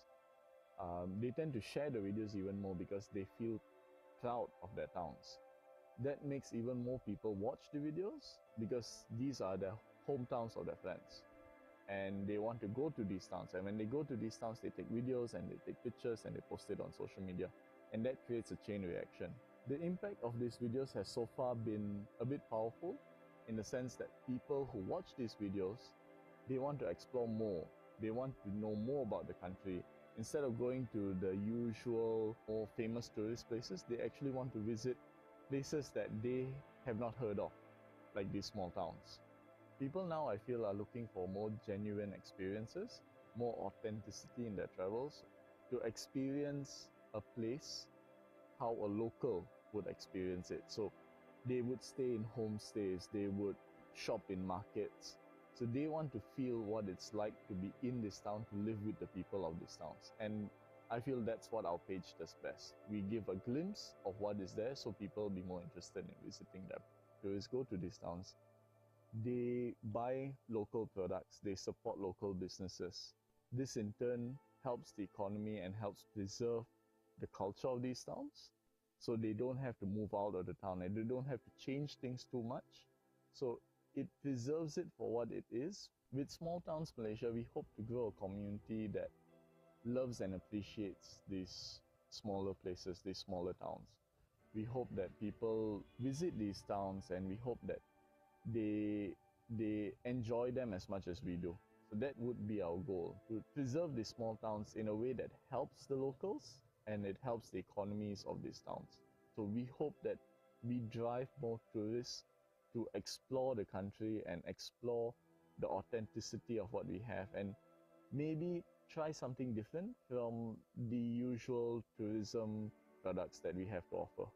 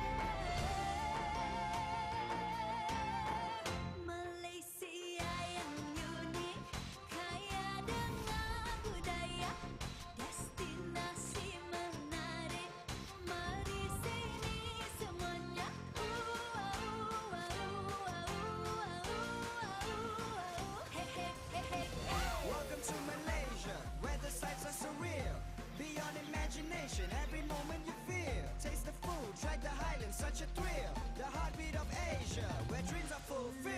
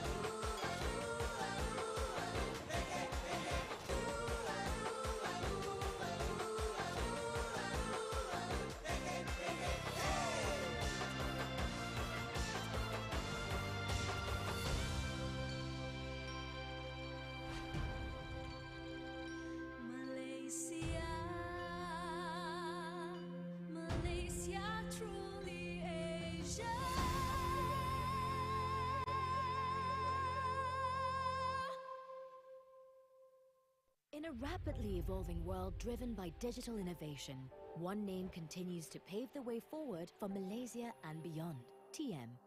From humble beginnings in 1947, TM has grown from being a national telecommunications... All right, ladies and gentlemen, I believe we are overdue now. So here I am. We'd like to welcome everyone to kindly take your seats again. As we begin with our next agenda, that is the keynote address. Tuan-tuan dan puan-puan yang dihormati sekalian, majlis akan bermula ataupun akan bersambung seketika nanti. Jadi saya ingin menjemput tuan-tuan dan puan-puan untuk kembali ke Dewan dan mengambil tempat masing-masing sebelum kita bermula. Terima kasih.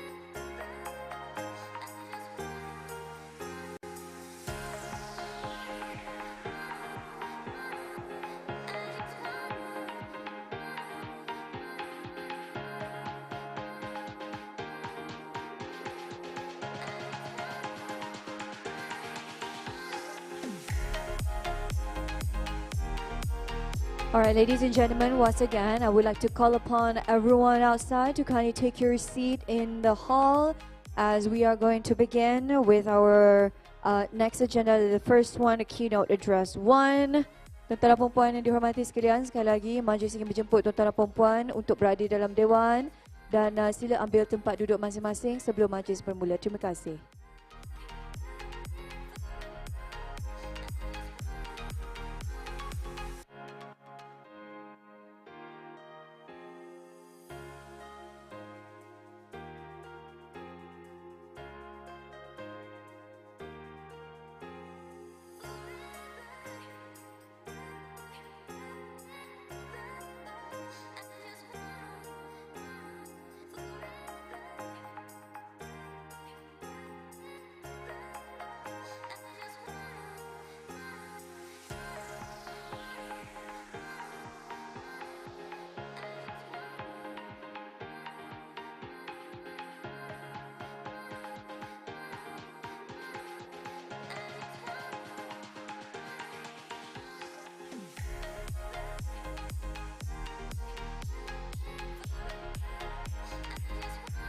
All right, ladies and gentlemen, we're going to resume the World Tourism Conference Malaysia 2025.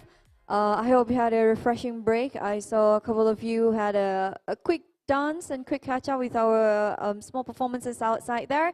I hope you had a refreshing break. All right, so to begin with our first keynote address, first I would like to invite once again Professor Amran up on the stage. Please welcome.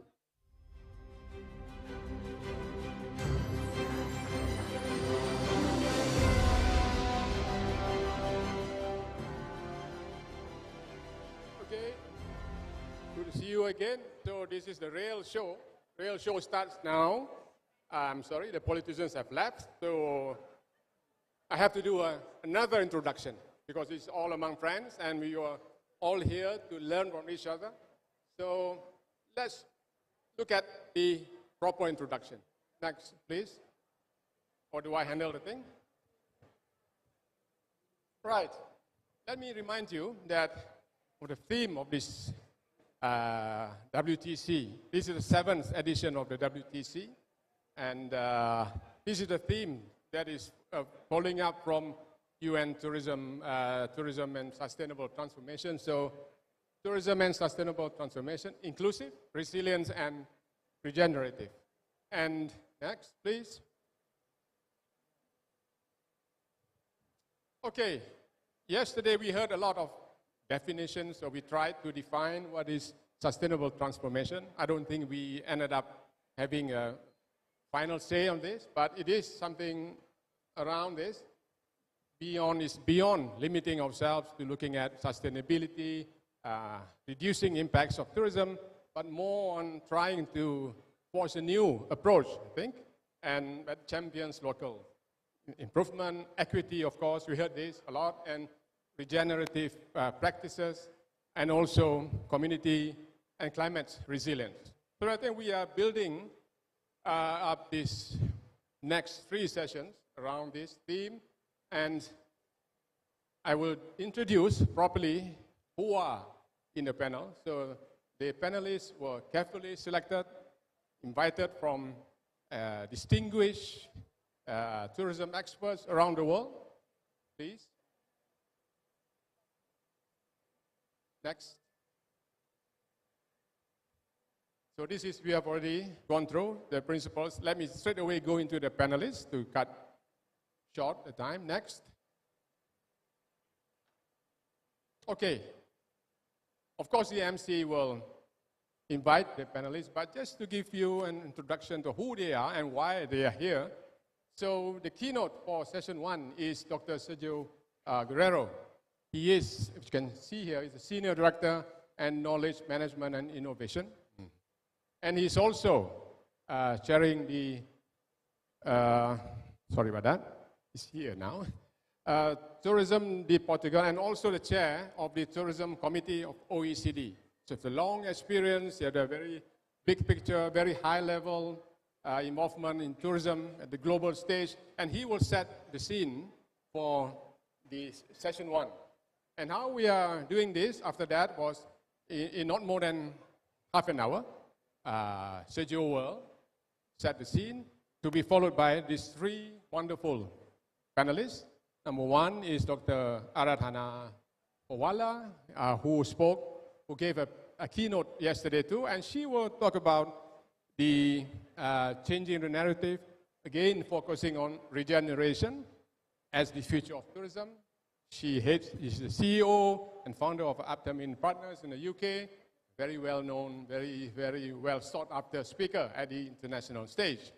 And then we will have Wanwipa Tom Panumat, who used to be with Dasta and established that very innovative rural tourism programs in Dasta, Thailand, destination for sustainable tourism. And now she has gone to become the CEO of Local Life in Thailand. She will share that wonderful story of her journey, achieving rural transformation through regenerative tourism, again building on this aspect that is very key in session 1. Finally, we will have Justin Vaz, who is the Executive Director of Habitat Foundation. And the Habitat Foundation, if for those who are not familiar, they started out with the building that premier, I would say, ecotourism high up on Penang Hill. And since then, they have done really innovative projects in ecotourism involving communities. And she will share the journey so far. And these three panelists will set the tone for the panel discussion for panel session 1. Next, I know we are running out of time, so we will have Dr. Dirk Glazer, who is the Director of Sustainable Development of Tourism at UN Tourism Madrid.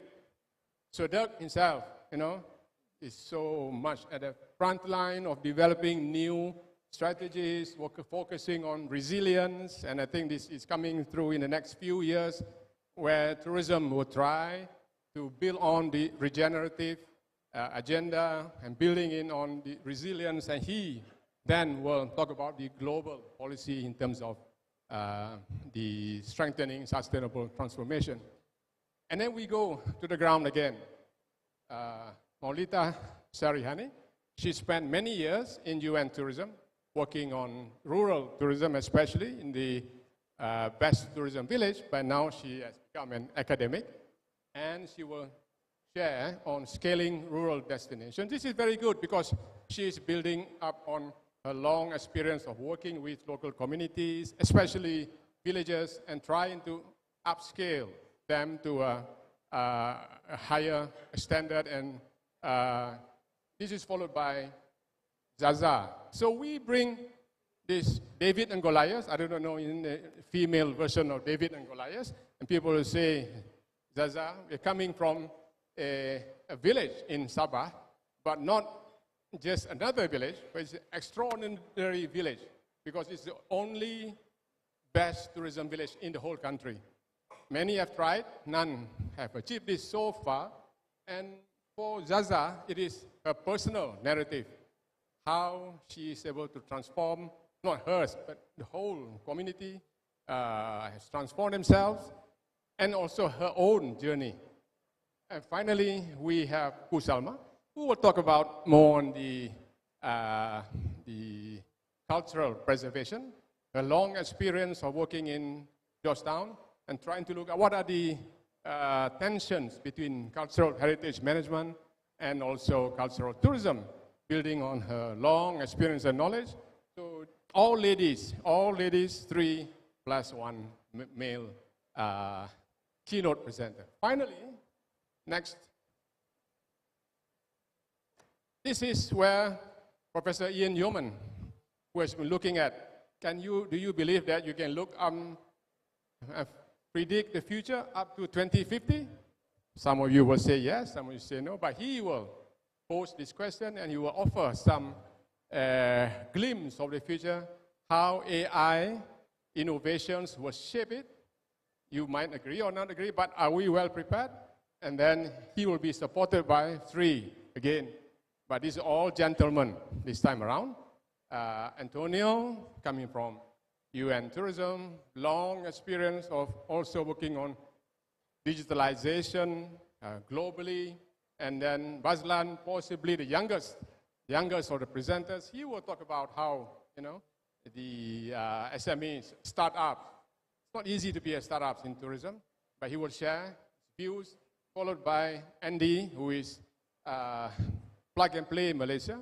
They are involved in the Malaysia Accelerator Program, and they will give really good examples of where we're taking AI innovations.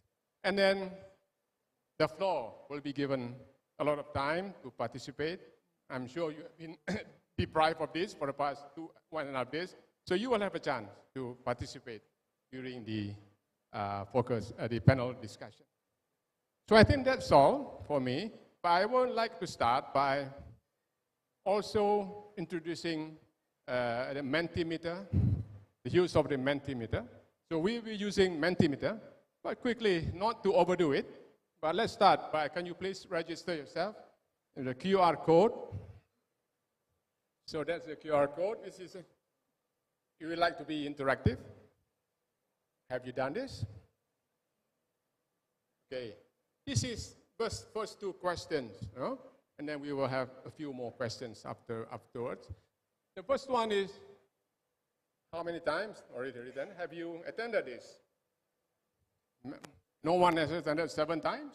So for most of us here, you can see that it is the first time for many of you. But again, you can see that many have been here, have attended for more than 14 times. So this gives you a flavor. Every time the World Tourism Conference is held, it's an opportunity. This is supposed to be a feel-good conference, sharing of best practices, but also a chance to learn something new. Okay? Right. It's good for the host to know who are you. Right. So we go to the second question, because I'm taking too much time now. It's very important that you can share this. What is your reason for attending WTC 2025 this year? This is, put your own reason.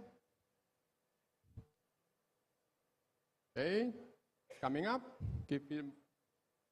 Okay, good to see. Learning, networking, number 1. Learning, number 2. I love Melaka, comes up too. Explore. Yeah, let's say that number 1 is learning. Number 2 is networking. 3, part of learning is knowledge.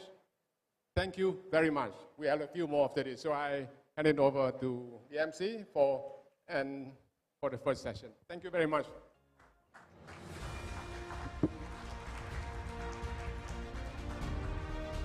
All right, thank you, Professor Amran. All right, up next, we're going to proceed with our first keynote address. Please welcome Dr. Sergio Guerrero.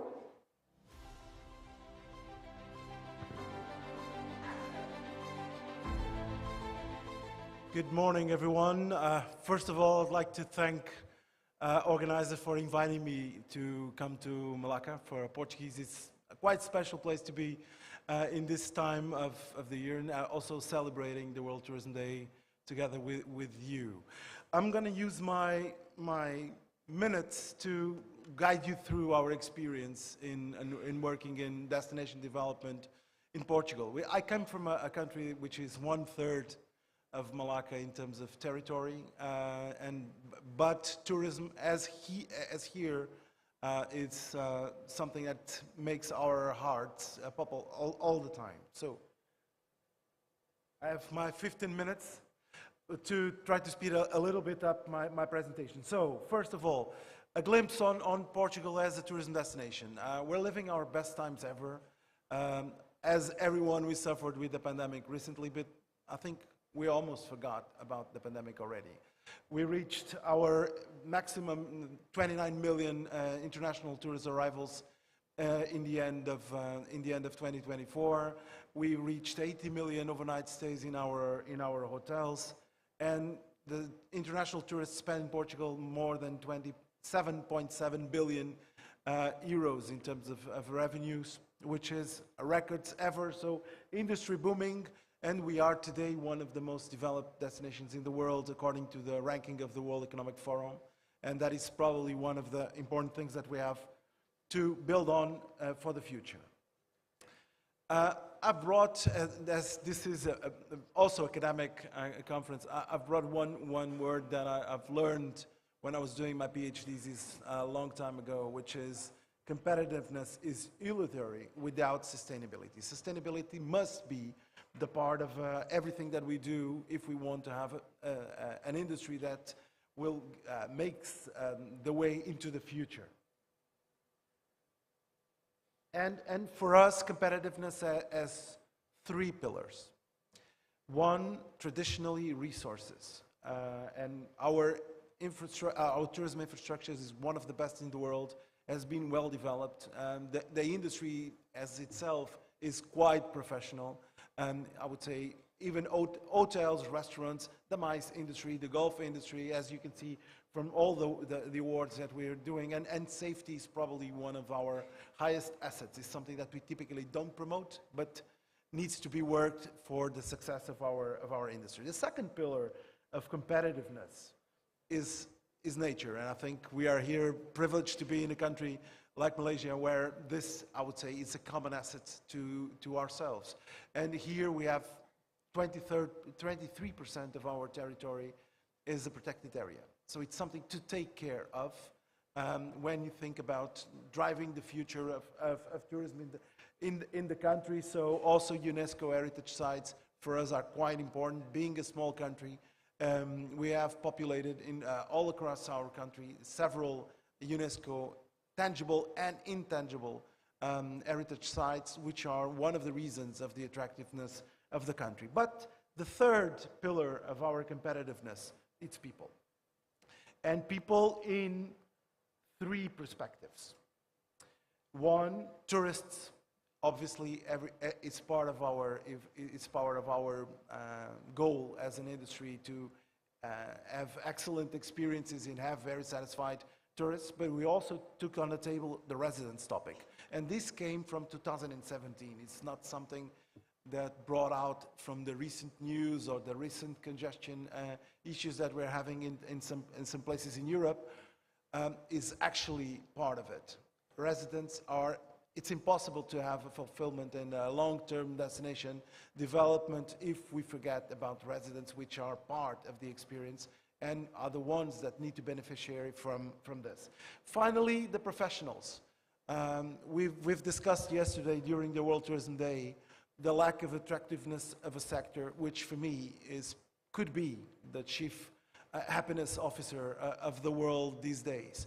We are happy, we are the industry of smiles, we have a lot of people working for our industry, but we need to improve the quality of life and we need to be competitive when we compare with other sectors in terms of what we pay and what are the benefits that we give to the people that work through our industry. From our point of view, strategy matters. And sometimes we tend to forget about this. But strategy is a key cornerstone of development within our industry. And we do it collectively.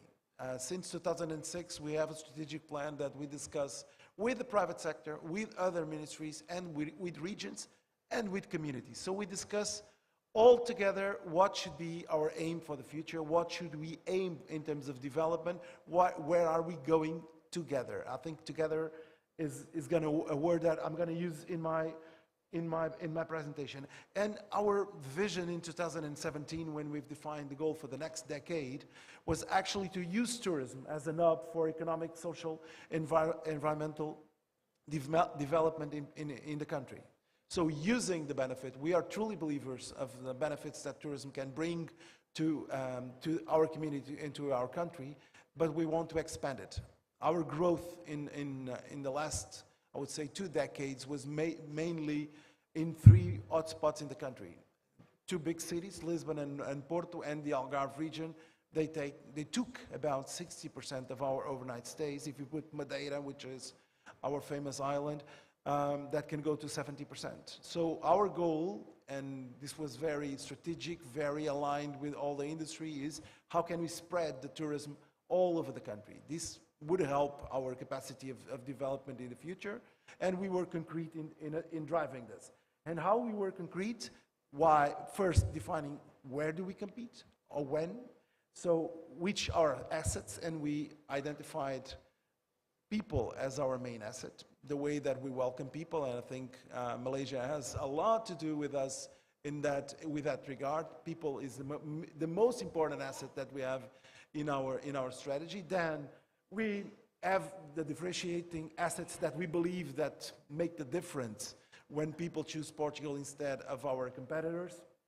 And we also defined which were areas that we could make our steps towards.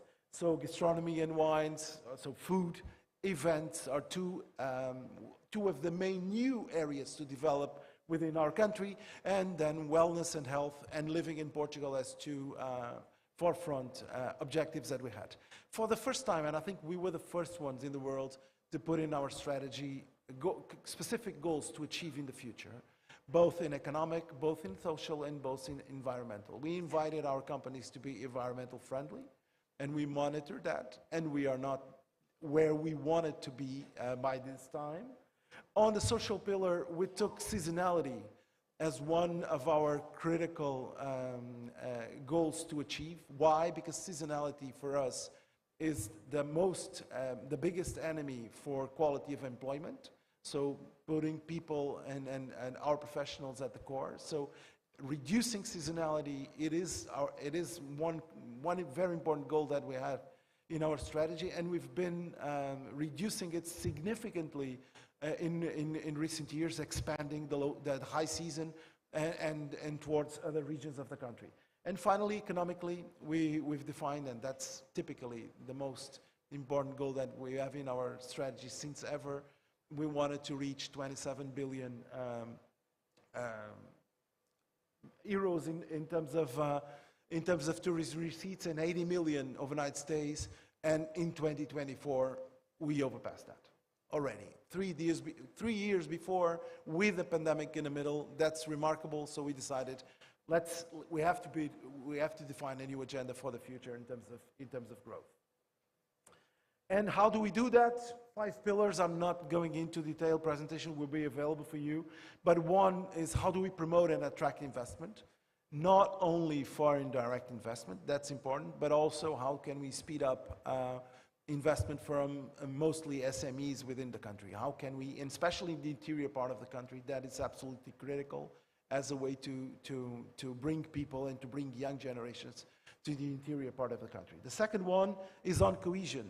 And we've created dedicated funding lines only for the interior part of the country. So if you want to build an hotel in Lisbon or in the Algarve, you won't get the same conditions as you plan to do it in the interior part of the country. We do positive discrimination clearly as our purpose to bring tourism to other places.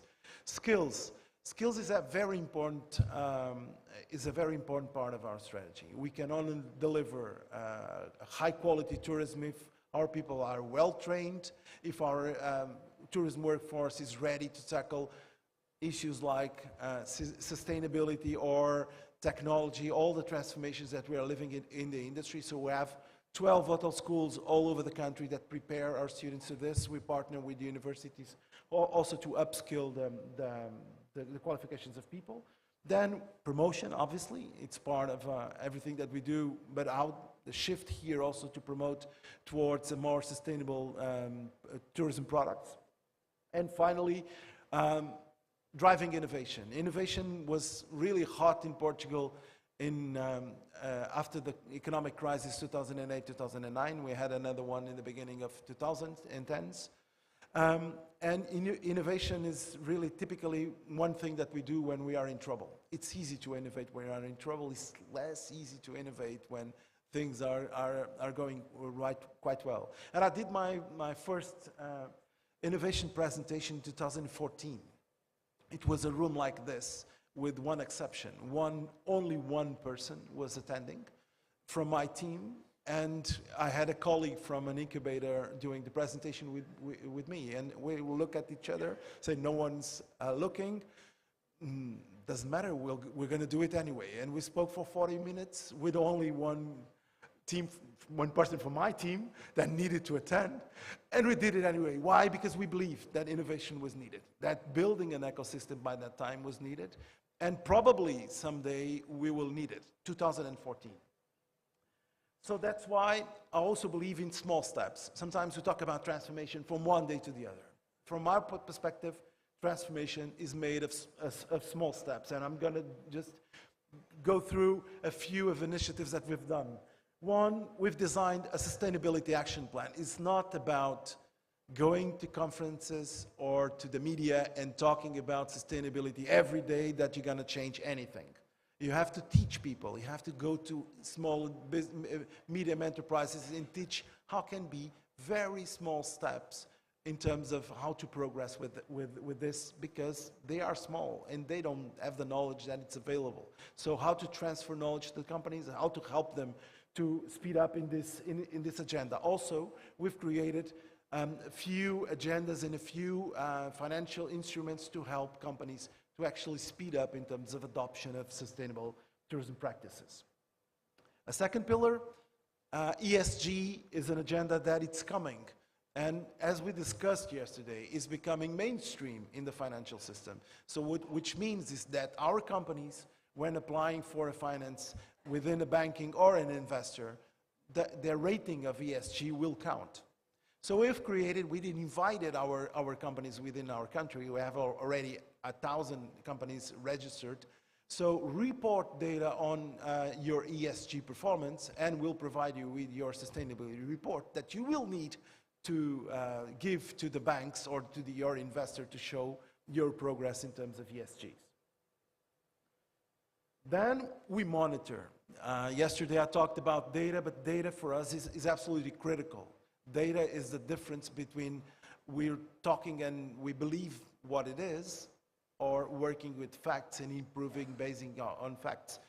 If they are positive, better. If they are not positive, at least we know where we are and how can we progress within that field. We have a public data hub that is available for all our ecosystem. We have more than 40,000 users annually within our platform, more than 400,000 views of our platform, where we gather information almost real time from 25 markets around the world. Our goal here is to support companies in making their decisions properly and acting and maximizing their investments. And we have to teach destinations. Tourism has become local more and more. We discussed that yesterday. We're going to have the privilege today of listening to several presentations where we talk about that. Impacts of tourism are local more than ever. So we must expect that local managers are able to drive change, are able to drive their destination management. They moved, and we focused for many, many years on marketing. Now it's not anymore about marketing. Marketing is important, but the most important thing is how do we manage? How do we develop? How we are forward thinking in terms of developing destinations. So what we did, we followed UN Tourism initiative on tourism observatories, and we basically were pragmatic. Let's create in each one of our regions observatories of regional tourism development. Let's bring academics and destination managers together, and let's push towards an agenda of transformation within the destination management. We are doing that from the national level. We are supporting regions, and we are supporting those ecosystems to actually grow towards a tangible destination management strategies, putting sustainability at the core of measurement there. And we believe, and that's, I'm almost ending my presentation, on the concept of ecosystem. Tourism is the closest economic activity that I know. It's about an ecosystem. It's about working together. It's about bringing organizations, institutions that work together and interact with the environment to create something special for their customers. This is a principle that we think. Yesterday I talked about 3 kinds of partnerships that we need to foster tourism as an industry. It's a public and private partnership, absolutely. It is the private sector that creates value. It's a private sector that creates jobs. But the public sector is a co-producer and a regulator in that purpose. The second pillar is private and private partnership. Companies must have together. We're talking about 98% of companies in the tourism sector are SMEs. They cannot compete alone in the global market. So they have to work together. Finally, cooperation public and public. Tourism relies pretty much on other sectors. So this is one way to progress. My time is almost up, guys, but just wanted to say, what have we done since 2014? We've looked at our other partners of the ecosystem, and we started to refine and to define and to build what today I would say is more or less a robust ecosystem. And this ecosystem, as the tourism companies obviously, has the talent and knowledge from our universities, has incubators and accelerators that are around. We have startups producing amazing solutions that can help our components. And then we have capital and public regulation as the cornerstones of this. So we basically brought all these people together, and let's make something special. We've created more than 100 innovation programs. Every year we launch new initiatives in this place. 1,700 startups passed through our program. Some of them are not here anymore. Some of them are rocking and helping our companies to thrive.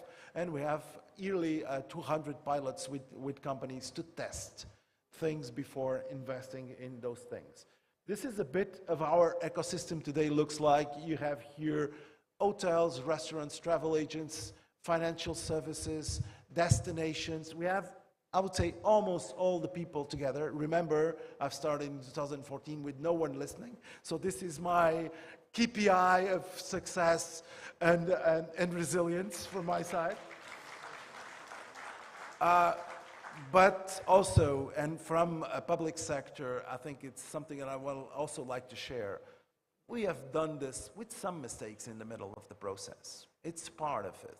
We cannot innovate if you think that you're going to do always wrong, always right in the first try. It's not going to happen. So we've tried, we've learned, we've started to have innovation programs on about everything. We get to a moment where we can go vertical and start working in specific clusters. So this is one example of what we have today within our ecosystem on the sustainability part.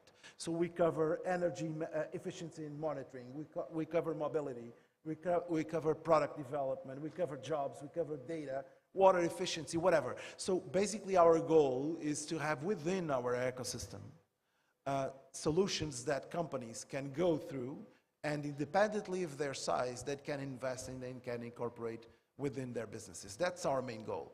And our, I would say, biggest award prize was when the pandemic. I've gone through my country selling QR codes for restaurants from 2016 to 2018. No one was buying. No one was looking at, oh, we have chatbots to interact with your consumers. Is not needed. Then came the pandemic, and QR codes for restaurants were there, and chatbots to talk with customers when you couldn't do it was there. Solutions to make the booking of your stay by the pool were there. So that is basically why my notion of resilience and why innovation matters. Is you are looking at the future, targeting the future, building solutions for the future, so when the future comes, you're actually ready to adapt fast to the transformations within the energies. And that's all from my side. This is my QR code. Thank you very much, and looking forward to the discussions today.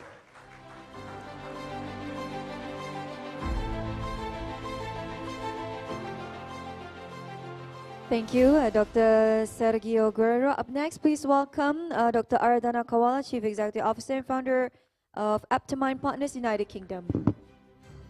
To save time, the key is to climb stairs really quick and climb down really quick as well. And my other learning from Sergio's keynote is this is a man who's clearly ahead of his time. He came up with the idea of innovation back in 2014, 11 years ago, Sergio, and then he also came up with the idea of QR codes back in 2016. So I want to know what is really on his mind, and I want to put money there because, you know, it's going to become mainstream in a few years' time. Ladies and gentlemen, please lower your shoulder restraint, keep your hands and feet in, and if you are on an anti-anxiety medication, now would be a good time to pop that pill. Because I have a bit of a reputation, after it was a long evening, as you know, yesterday, and a loud evening as well. When I finish this evening, either you are going to jump up and clap really loudly, or I'm going to leave a lot of people smoldering. I'm not sure which one this is going to be, we shall see. In the last decades,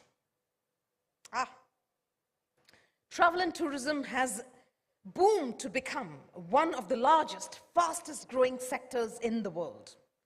As you know, in 2024, we went back to pre-pandemic levels, 1.4 billion travelers, that's 1 in 6 of us. And that number, going at the current trajectory, is supposed to be 1.8 billion by 2030. That's 45 arrivals per second. My question is, yes, tourism is back, but at what cost to the planet and at what cost to people? We are responsible for 8% of global emissions. The Deputy Prime Minister yesterday called it the elephant in the room. And that number is, if you look at the growth percentage, it's roughly twice the growth of rate of emissions in the rest of the global economy. Furthermore, it's expected to grow by 25% if the business as usual trajectory continues. Tourism today is a driver of climate change. We are not a solution. But experience says that we can actually change this. We've seen other industries transform in ways that were at one point considered completely impossible. Oil and gas, right? For decades, oil and gas was the dirtiest sector in all of the world. The single biggest source of carbon emissions, responsible for almost 40% of the global emissions. Today, away from oil and gas, we have renewables that's generating 30% of the world's electricity. If the dirtiest, most entrenched sector in the world can bend its emission curve, then surely tourism can do the same. The only question is, do we have the imagination? Do we have the courage to drive that transformation? So what's the solution? I have 10 minutes, out of which I've probably consumed 3. I'm going to give you 3 solutions, starting with the first one. Eliminate the green premium, by which, if we're serious about regenerative tourism, if we're serious about sustainable tourism, make it the cheapest option. I live in London. If I want to travel from London to Paris, I have really 2 options. Either I jump onto the Eurostar, which is an electric train, 90% less emissions than flying, or I take a flight. Every so often, the train ticket costs twice as much as flying to Paris. So the sustainable option, the fast, comfortable, clean, city center to city center, is lower in carbon, but it's the one that punishes your wallet. Meanwhile, the high emission option of flying is the cheapest ticket on the menu. We are literally incentivizing people to pollute. Now, I'm not against flying at all. But what I'm saying is everything green costs more.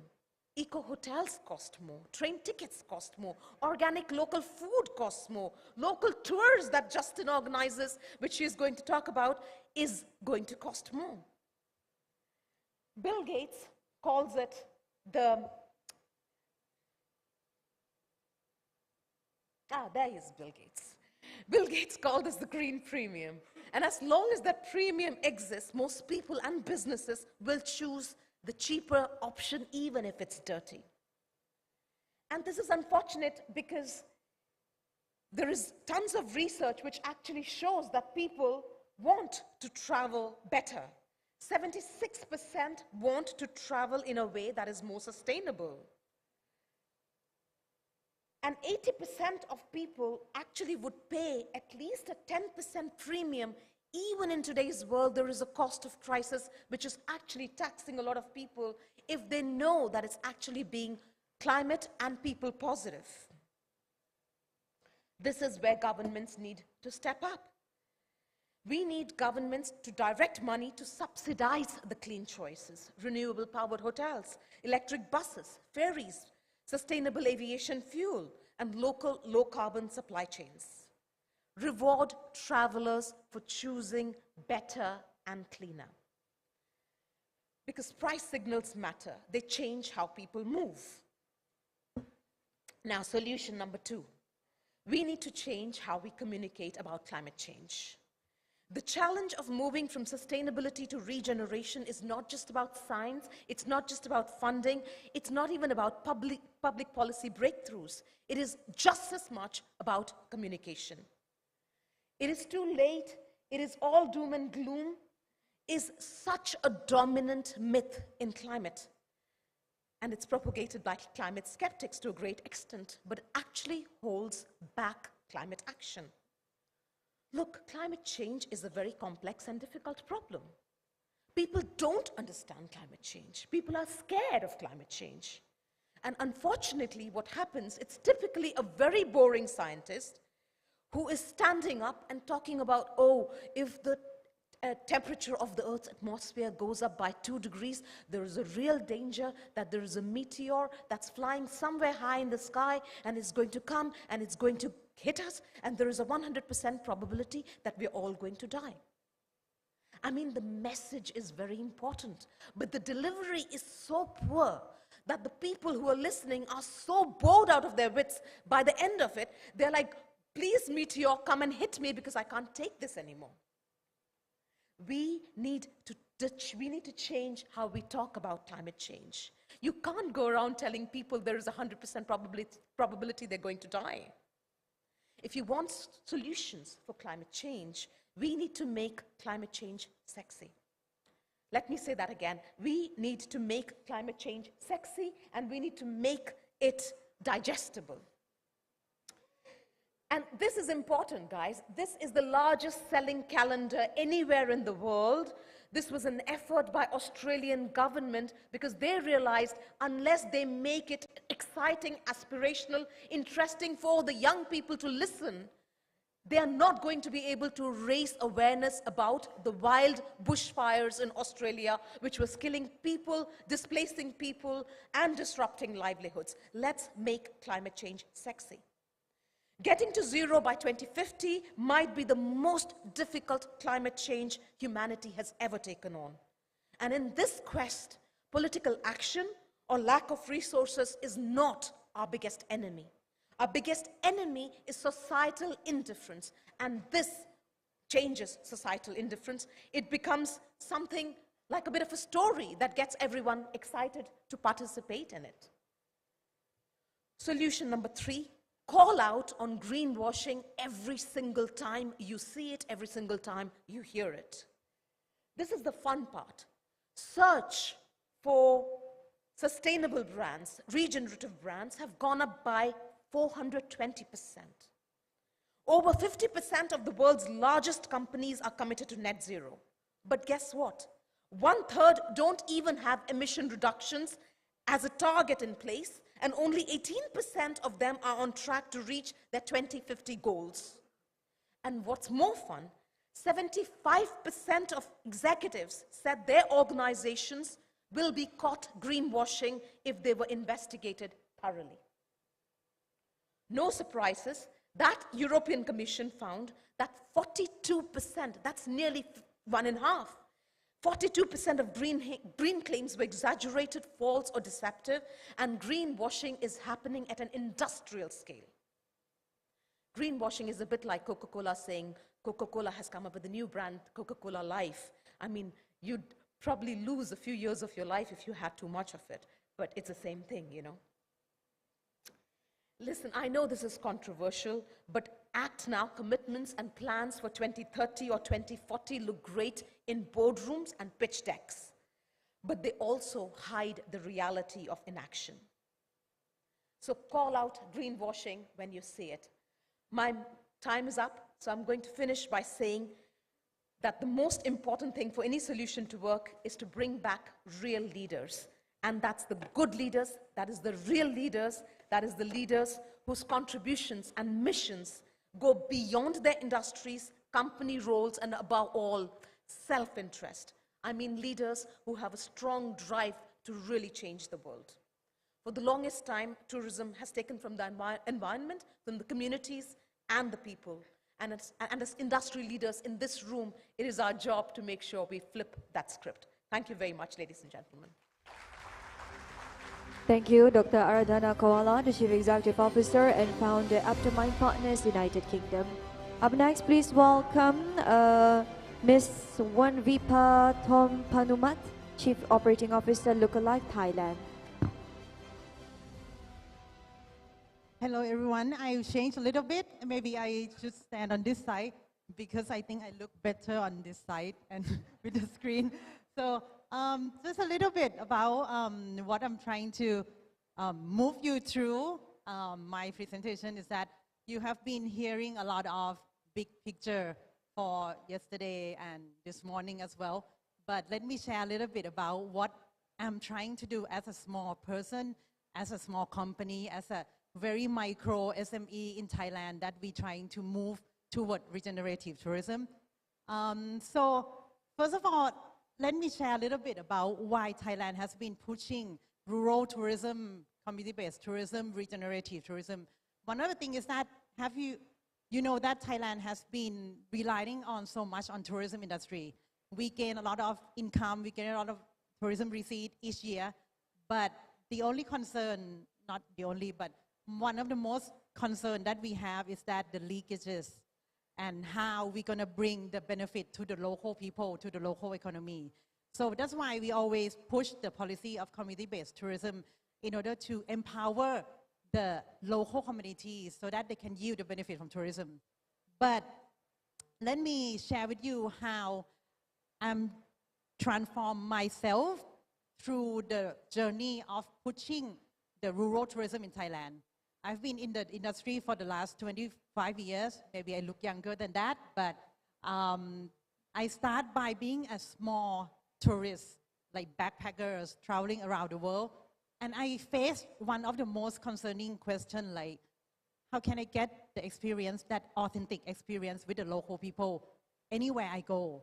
And especially in Thailand, like, people come for Thailand for food, for the authentic experience, but how can we generate and distribute not only the growth of the economic growth, but how you're going to bring the distribution like vertically, like horizontally, So I start by being the academic because I was naive enough, I was reading a lot of books, a lot of theories, a lot of things, So I work in academic, teaching young people how to drive sustainable tourism. And I realized that theory is not enough. It's not changing quick enough. So that's why I have the eager to work for the government. So I spent 15 years with the government, like Ministry of Tourism and Sport in Thailand, to push the systemic change through the policy formulation, and especially for the CBT policy that I try to push.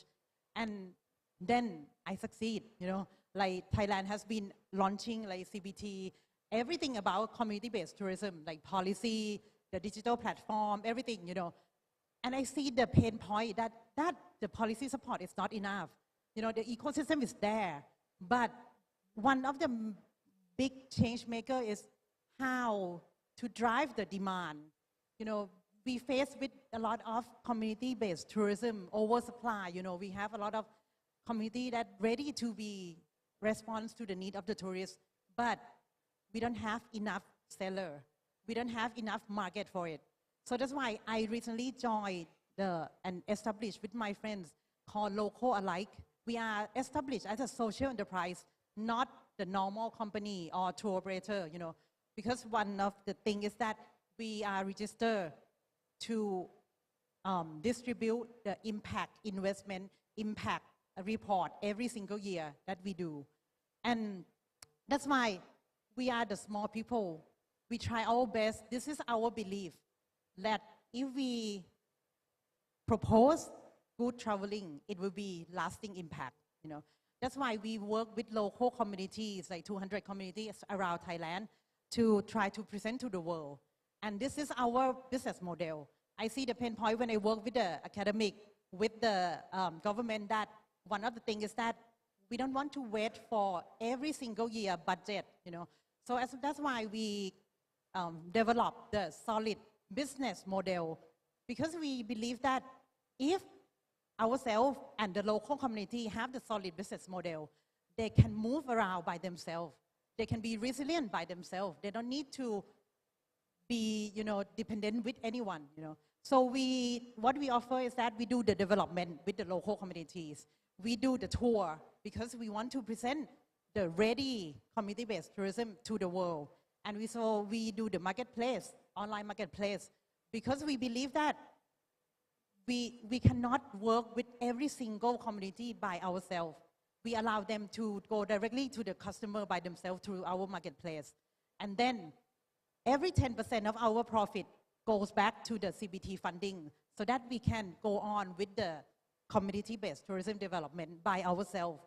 And we welcome the investor as well, but we don't want to wait for the investor. We want this business model to run by themselves so that we can do whatever we want to do to make things better. And this is the thing that we believe. I have been working for CBT for the last 15 years, and I see that it's not enough. I think you all agree that it's not enough anymore. You know, sustainable tourism is not enough. So, and we believe that we can do more, quicker, faster, and more impact. So that's why we try to empower the local community and all the supply chain that we work with toward regenerative tourism. Because we believe that sustainable tourism is a starting point, you know, to more advanced regenerative tourism. But I want you to focus on community engagement, meaningful activities. You know, when you offer the tourism activity to the tourists, you know, as usual, it's okay. There is nothing wrong about it. But how you're going to tweak it a little bit to be more regenerative activities. I will share with you one of the case studies that I have been working with the local community in Thailand, in the south of Thailand. Has anyone been to Krabi before? Oh yeah, okay. Like, oh, anyone been to Phuket? Okay, oh, very popular. Phuket and Krabi, you know, in the south of Thailand, it's very popular with the tourists. But one of the concerns that we always face with the current kind of tourism, you know, we face with the ocean garbage problem, we face with the waste management, we face with the deterioration of the, you know, the marine resources and this kind of thing, you know. But how can we involve the tourists themselves? Because we have a lot of tourists coming to the South Thailand. How we can make them, use the power of tourism to be more productive, to be more regenerative for the local people. I just do the small thing, you know, just tweak a little bit. This is the model that we work with the community. You see, that is the business model. You know, we work with them, we understand the problem that they are facing because they are the one who live with the negative impact of tourism. We work with them and then find a solution with them, and then we craft the business model with them. So 100% of the income that comes to the local community, this community, 20% will go to the regenerative environmental funding for the community. 20% go to the marketing, you know, to invite the right tourists to come to the community. And 60% goes directly to the income of the, you know, people in the community. So this is the long-term foster regenerative project that we have been working with the local community. This is I just tweaked the activity a little bit, you know, beyond cruising around the Gulf of Thailand, you know, the Andaman Sea, snorkeling or blah, blah, blah, you know. These are the activity that the local people are proud to present. And it's helped them fixing the problem that they are facing every single day, you know. Because I want to use tourism to be the tools, you know. Tourism should support local priorities, not the other way around. Not the local communities support the tourism.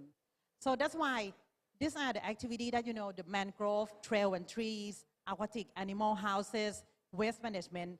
These are the activities that they offer to the tourists, and the tourists can use their own hands, their own power, their own action to help them, you know, achieve their goal of fixing the problem in the local community.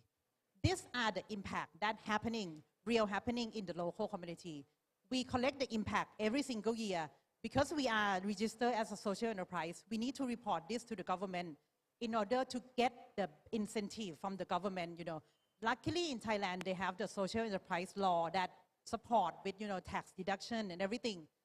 But you need to report no greenwashing impact report every single year. So this is the generating income for the local community as well. Social impact, we also build, empower young generation to become the tour guide, like regenerative tour guide in the community. And for environmental, of course, we collect the data about how the aquatic animal is coming back to the sea. Okay? So we are not stopping at one community. We are going to do this with more and more community around Thailand. And of course, we are sharing with Malaysia, with Japan, with other countries in Asia as well, because we are trying to move this network together, you know, toward regenerative tourism. And this is the thing that I want to focus on, like regenerative tourism is not a trend, not a beautiful words to say, but it is a whole way of thinking and doing things. So we cannot do the same thing and expect the new, solution coming. I'm ending my presentation with these 4 things that I want to give you, like how to make things in a new way. Know the limits of growth. We cannot push infinite growth forever without cost. Okay, so if you are the government, if you are the private sector, you cannot keep growing without concerning about the cost that you have to pay, right? Another thing is that aim for values and impact, not volume and size, okay?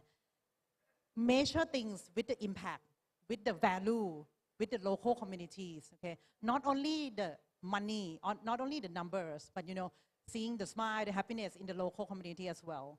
And inclusivity, sometimes you're trying to fix the global issues with a high-end solution, advanced solution, but sometimes it's the local wisdom that can help fixing the global issue as well. And last thing is that do your part. As my colleague has been saying, do it now. Do your part, like small action. Everything that you do by your own hands can go a long way. And this is the things that I want you to join the movement that I have been trying to push in Thailand and in and around Asia as well. Thank you so much.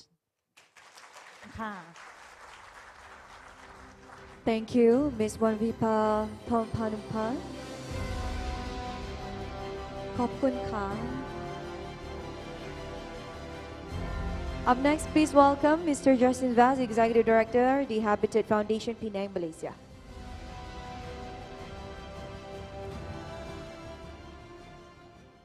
Hey, good morning. Thank you to the organizers for this opportunity. Just a little bit about this presentation. I come from a NGO, right, which is part of the Habitat family. And today we're looking at sector-led initiative in support of sustainable tourism. I'm going to stand there, I think. Okay, maybe this is fine. Okay, the Habitat, as some of you may know, is actually a place. It's a park located on top of Penang Hill. So Penang is the sister city to Melaka for its maritime trade history. And so the park is set up as a rainforest gateway. It's about 10 minutes by funicular, and you get to really immerse yourself in the beautiful rainforest. In 2021, it became a man and biosphere reserve, partly through the efforts of the foundation. And so today, it is an example of a sustainable tourism gateway, which is actually it looks like a park, but what it is really a machine. Let me explain. The Habitat is set up as a circular business model. It's run with the discipline of business and hospitality. It is run to completely sustain its entire staffing, the management of the protected area, and also to give revenue to the state government. It has a 50-year concession with the Penang government. It also sends surplus funds to the Habitat Foundation. It is a platform for which we speak for the environment, not just for Malaysia, but as a whole, right? So that it is B Corp certified, so we are very committed to measuring what we do and improving constantly. We are concerned with the triple bottom line. The Habitat is growing. We expect to increase new initiatives with other governments and states that are like-minded, who are now seeing the value of the asset, right? Putting something like this together is helping them to realize that you can run a protected area of only 17 acres in a cash-positive way with spillover effects for the whole of the state. Okay, but I run a foundation, and I'm concerned with more sophisticated concerns. And I come from conservation, which means that I have been a frontline worker for most of my life, and now I have this opportunity on this platform. But we are natural allies, you and me. Conservation depends on tourism, tourism depends on conservation, because we understand that the environment is more valuable to us alive than dead, and that difference and diversity is the fuel for our work. When everything else in the world has conspired to break up, fragment, and consume, we are about keeping things intact. And it's not just nature, it's also culture. It's also history. its traditions and lifestyles. And so when we talk about regenerative tourism, we are interested in biocultural diversity, everything mixed up all together at once. So I want to talk to you about Sustainable Tourism Malaysia, which is something that emerged out of this conversation about how can we make sustainability more visible. And of course, it started, as all things, with people. So we started, Sher is my co-founder. She lives in Mersing Islands and Singapore. And we met up after COVID, after having had many meetings online. And over the years, our community has started to grow. This is a training event which is nicely funded by UNDP. And our membership has started to grow to include business owners, conservation organizations, and government, as well as individuals and communities. You can read more about us on sustainabletourism.my, which is the example of how we created that visibility. So then an opportunity came around. Because this is the ASEAN presidency year, with the theme of inclusivity and sustainability, we were posed with this question: can you, sustainable tourism people, do something to address social, economic, and poverty alleviation issues to demonstrate what sustainable tourism is capable of? And we were totally up for that challenge, because the reality is a lot of our best assets are those environmentally fragile and beautiful areas that are desperately in need of other people valuing them as much as the local people do. Tourism can be that vehicle, but it also has to change and adapt. This is what we did in the space of a few months. We developed 25 projects with our over 100 members and partners in different landscapes. It's a lot to do to cover 11 states, but I can do that because of the reach of our members who are community-based organizations, village headmen, and so on. And this is just the start, because our aim is to develop demo sites or pilot sites, which we can then use to inspire other communities which are similar. For example, well, this is people-centered development. We've talked a lot about it, and that's changing how priorities are set. Okay, so here are some examples going around Malaysia. The interior of Peninsular Malaysia is deeply forested. It's Pahang. You may have heard of Taman Negara, which is a very large national park. Recently, through the efforts of the foundation and other NGOs, we have worked with the Pahang government to increase a new protected area, which is 2.5 times the size of Singapore, now adding it to Taman Negara. But there are communities living in this area who are excited about the opportunity to benefit from tourism, but they also work in a very fragile and isolated part of the country. So I'm currently writing the Sustainable Tourism Guidance Report, but it's very important to understand that local people here are the ones who are driving that process. They set the agenda. They talk about what they want to see and what they don't want to see. They also know the limits of growth. They know that there's not enough ways to manage too much trash coming in from outside. They know that they don't want the disruption of loud music, and they still want to maintain their traditional way of life. But they didn't know that they have amazing biodiversity, and they didn't know that they had all these curious things that we could tell them that they have. Together, we sat down and we mapped out all the assets, and that is the basis of the Sustainable Tourism Guidance Report. NGOs and academics and frontliners are able to help uniquely in this way.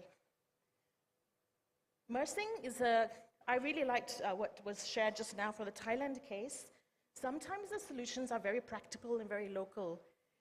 In the Mersing Islands, a favorite activity is also island hopping, right? That causes quite a lot of havoc through the moving around of boats to the different islands, damaging reefs, and also polluting and causing so much consumption of fuel. Recently, just last month, Pulau Besar, which is the big island here, had a month-long festival where they themselves proved to themselves that they are culturally rich, that one island is good enough. You could spend a whole week on that island and have a fantastic time. They've actually done some revivals of traditional dances. There's a lot of activities where people can do culinary things, volunteer things, making things. So wouldn't it be better if tourists went to one island instead of 5, but 5 times? right? They might go to a different island and spend a decent amount of time there, but really making those deep human relationships.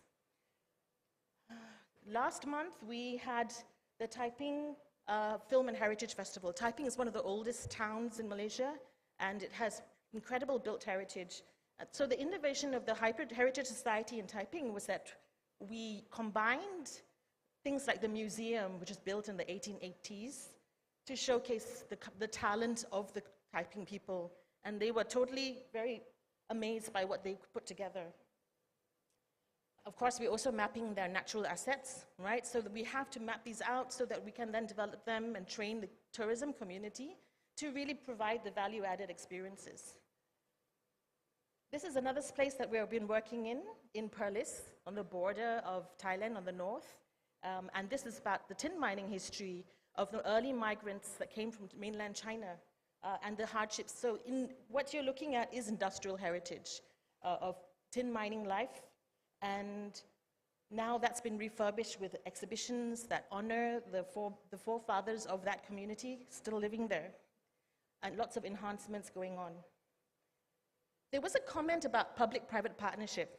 Just want to highlight this is one example of how we've done that. For those of you who are in the know, this is the Eastern and Oriental Express. It runs from Singapore and it goes up into the hinterland, into Marapo, which is another limestone landscape. The Habitat Expeditions, which is the commercial arm of the Habitat, partners local community businesses in running the tours from the ENO. So, you know, a big company like that books its tours a year in advance, they can't, a small SME on the ground or a Persatuan won't ever be able to get that contract. But bigger tourism organizations which are set up specifically to leverage and enable local communities can do that. Okay, I'm starting to wrap. Please do join us. Our social media is where we influence a lot of young people. And here is one campaign which is basically sending the same message: do good by traveling better. We created the Kanchil, which is our smart, sassy, know-it-all mascot. And that Kanchil is learning to travel better, but it's a hit with local, for people in their 20s who are now starting to flex their tourism dollar. We are going to have more of these soon.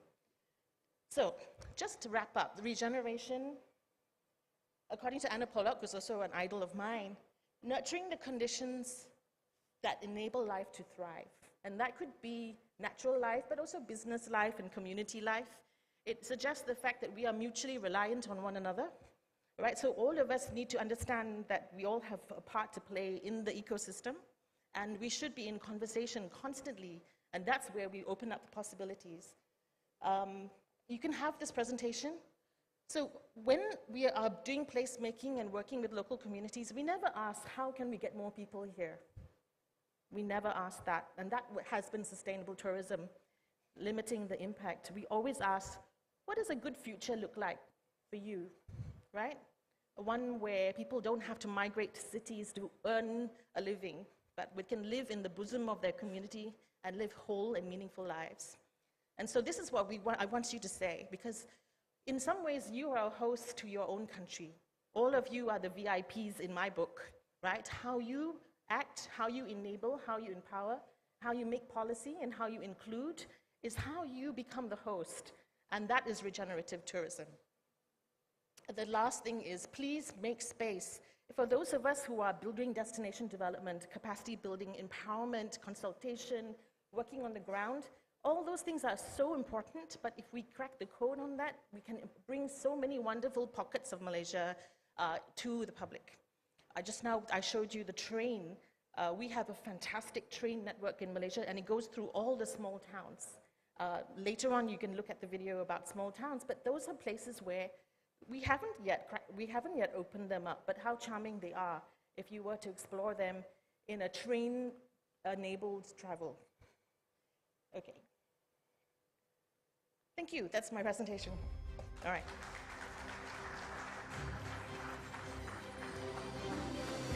Thank you, Ms. Justin Vaz, Executive Director, the Habitat Foundation, Penang.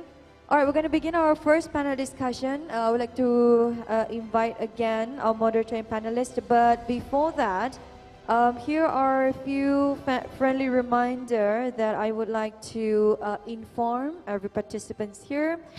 This is regarding the latest information for international delegations who would be interested to join the technical tour tomorrow.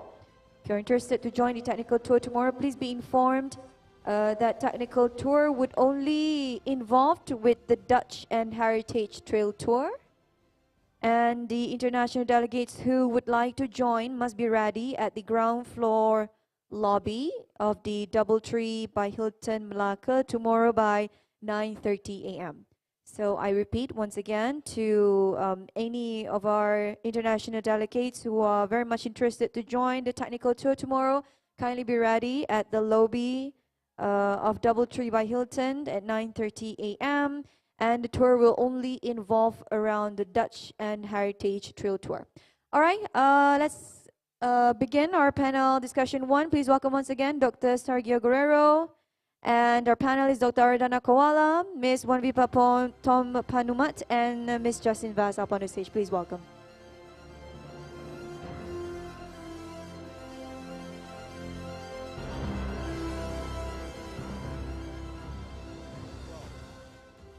Can you hear me? Okay. Well, first of all, congratulations on amazing presentations from you. It was really a pleasure to see concrete things working. And when I was preparing this discussion, and before opening the floor, so I would like to invite the ones to start about thinking of some questions that you can ask our panelists, but I can probably start. You brought disruptive visions about doing things in a different way. From your experience, what does mean? Because we talk a lot about inclusiveness, about regenerative, about sustainable, but most of the times it's quite hard to go into detail. I think your presentations went there, and I wanted to use this minute to actually try to wrap up as much as possible as key takeaways. So in your experience, what does inclusive and regenerative tourism really mean in practice? And how can we empower local economies beyond traditional growth metrics? Perhaps starting with you, Aradna. Okay. That's a multi-layered question, but let me try. So, starting with the first one, I think it's extremely important to remember that this is a very fragmented industry, right? Tourism. We have airlines who are chasing passenger numbers. We have hotels who are chasing occupancy. We have platforms, Booking Expedia, who are chasing clicks. And then we have governments who are chasing arrivals. So these are very conflicting, sometimes complicated targets for each group. But if you take that one step down, if there is a problem with the banking system, like it happened in 2008 with the global financial crisis, we have the central banks and we have the Fed. If you go back 30 years with the aviation industry, we did not have the same track record for safety as we do now. And then who intervened? ICAO. And now airline travel is one of the safest modes of transport. So if you look at the problems that we have in tourism, we don't have the same equivalent of a Fed or a central bank in travel and tourism. It's not UN tourism, it's not WTC. We don't have one climate has the Paris Accord, right? We don't have the central agency that lays down the rules or says we have to do this. That's number one. Number two, even if we had that, let's talk about enforcement. That's how you make it real. But what I mean with enforcement is, before going ahead with, let's take hotels as an example. Before going ahead with any development, there is always a financial feasibility done for the project, right? But it's only a financial feasibility. Imagine there was a mandate that any project, before it goes live, it doesn't matter whether it's a hotel, a cruise, a travel agency, they have to have a social and environmental feasibility as well, which actually proves that you're going to add back to the project before you actually go live. And if you do, then you get a AAA rating, just like, you know, a AAA bond. And if you don't, you get a junk status. Enforcement. And the third thing, all of the things that we're talking about is only going to change with the right leaders in place. People who don't want to play by the rules of the old playbook. Because unless that changes, nothing is going to change on the ground. So 3 things: a vision, enforcement, and the right people on the ground. Thank you. Thank you very much, Arandan. Now, Wambipa, please.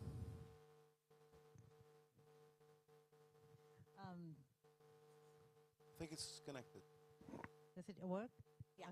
Okay. I think this is a very interesting question because I'm on the ground. I want to share the practical things, and to add on, Dr. I agree that the first thing is that we don't have the facilitating agency. And this is a lesson that I learned from my previous work with the government, because I used to work with DASTA. The full name is Designated Area for Sustainable Tourism Administration. And this is a new concept that has been thrown by the government of Thailand, because we do understand that we don't have facilitating agency to gather all the stakeholders on the same page. So they established DASTA to do that. And I have worked with DASTA for the last 15 years, and I see the whole point of the first thing that you say, you know. And from my experience that, first, I agree that you need someone to facilitating the needs, the shared goal of every stakeholders.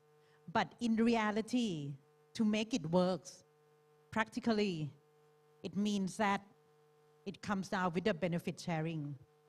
Like, if you want to make things work with the multi-stakeholders approach, you need to understand each stakeholder have different needs and have different challenge and have different benefit that they are looking for. For example, like when I work for the government, I understand that I want my KPI, right? I want to save my job. I want to push, I want to train the most community as much as possible. This is my goal, my benefit that I gain. But when I move to work with the private sectors, I need funding. The challenge of cash flow, the challenge of, you know, how to secure the finance support, you know, the tax paying and this kind of thing, right? And my goal as a private sector is, of course, the profit, right? But how I'm going to make the profit to become more impact, that's another goal, right? But if I'm the local community, every time I work with the local community, I always ask them, as you mentioned, like, what do you want to use tourism for? And what surprised me is that money is not the main goal all the time. Sometimes they want to show their pride of culture. Sometimes they want to do the reforestation project or this kind of thing, you know. So if you have the facilitating agency and that organization or that person can understand each stakeholder well and manage the benefit for everyone, doesn't have to be equally, but everyone needs to get what they need. Because if they don't get the benefit, they wouldn't join the conversation. They wouldn't waste time of trying to push the sustainable tourism or the goal, you know. So this is in reality, it's come down to the benefit. But what I want to underline is that don't think that benefit needs to be in the money all the time. You know, you need to really put in the shoe of each stakeholder and understand. I can say this because I used to be academic. I used to work with the government. I used to work with the private sector. I used to stay with the local community. So there are different needs and challenge happening. Yeah. Thank you very much. And now, Justine, you want to add something to? No. They did such a good job. They did great. Yeah. I just want to add on another perspective, which is the fact I was listening to a podcast and it really gave me an aha moment. We have this illusion of control because we make decisions, we have meetings like this, we feel important, we are in this tourism industry. But we must remember that the tourism is this semi-autonomous thing. in which each of us has a vote, right? We vote with our money, we vote with our feet, we vote with our bookings, and people can avail themselves of education and information and things, and they make their decisions, right? So some of that is happening without your control, and maybe a lot of that's headed in the direction of sustainability, and it sounds like it is, right? So there's the whole other element of the consumer. So we can plan till till the cows come home. The consumer starts to actually really call the shots eventually. Yeah. Thank you. Now opening the floor to the audience for questions or remarks. This is your conference. Don't forget about that. So don't lose your opportunity of stepping in. Who has a question?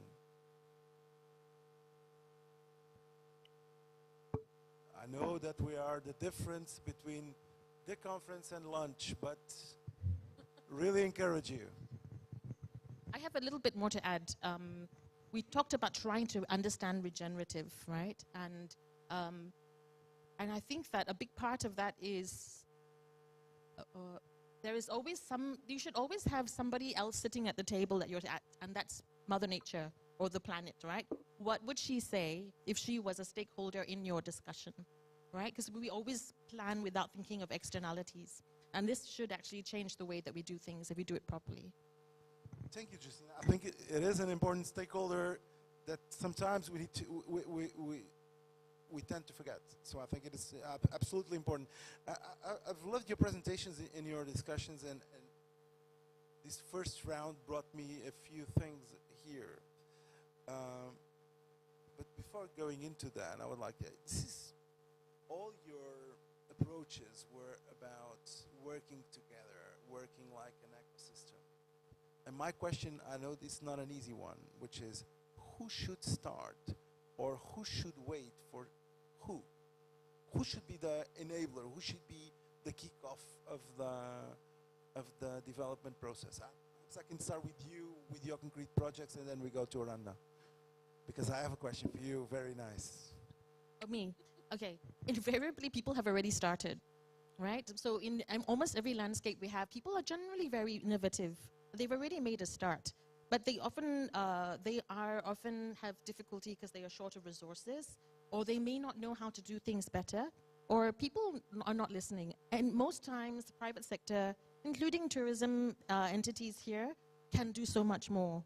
In terms of getting the community ready to host the luxury travel tourists on the Eastern and Oriental, there was so much work that we did. We had to drill and drill and drill, right, to get the finished product just right. The cooled towels, the perfectly chilled iced lemon tea. You know, this is not a level of tourism that local people are used to, right?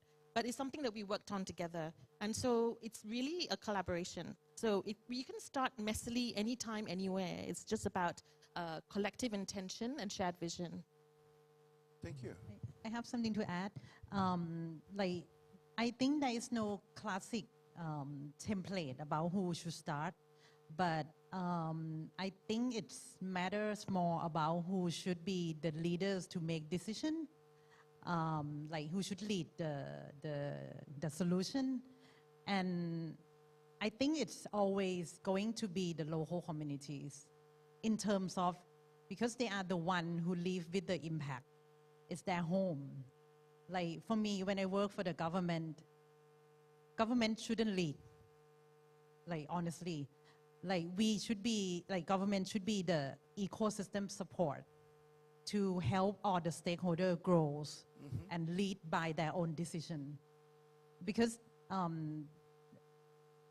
when tourists comes and go, government comes and go, but the residents is the one, it's their home, it's their problem, it's their reality, it's their daily life.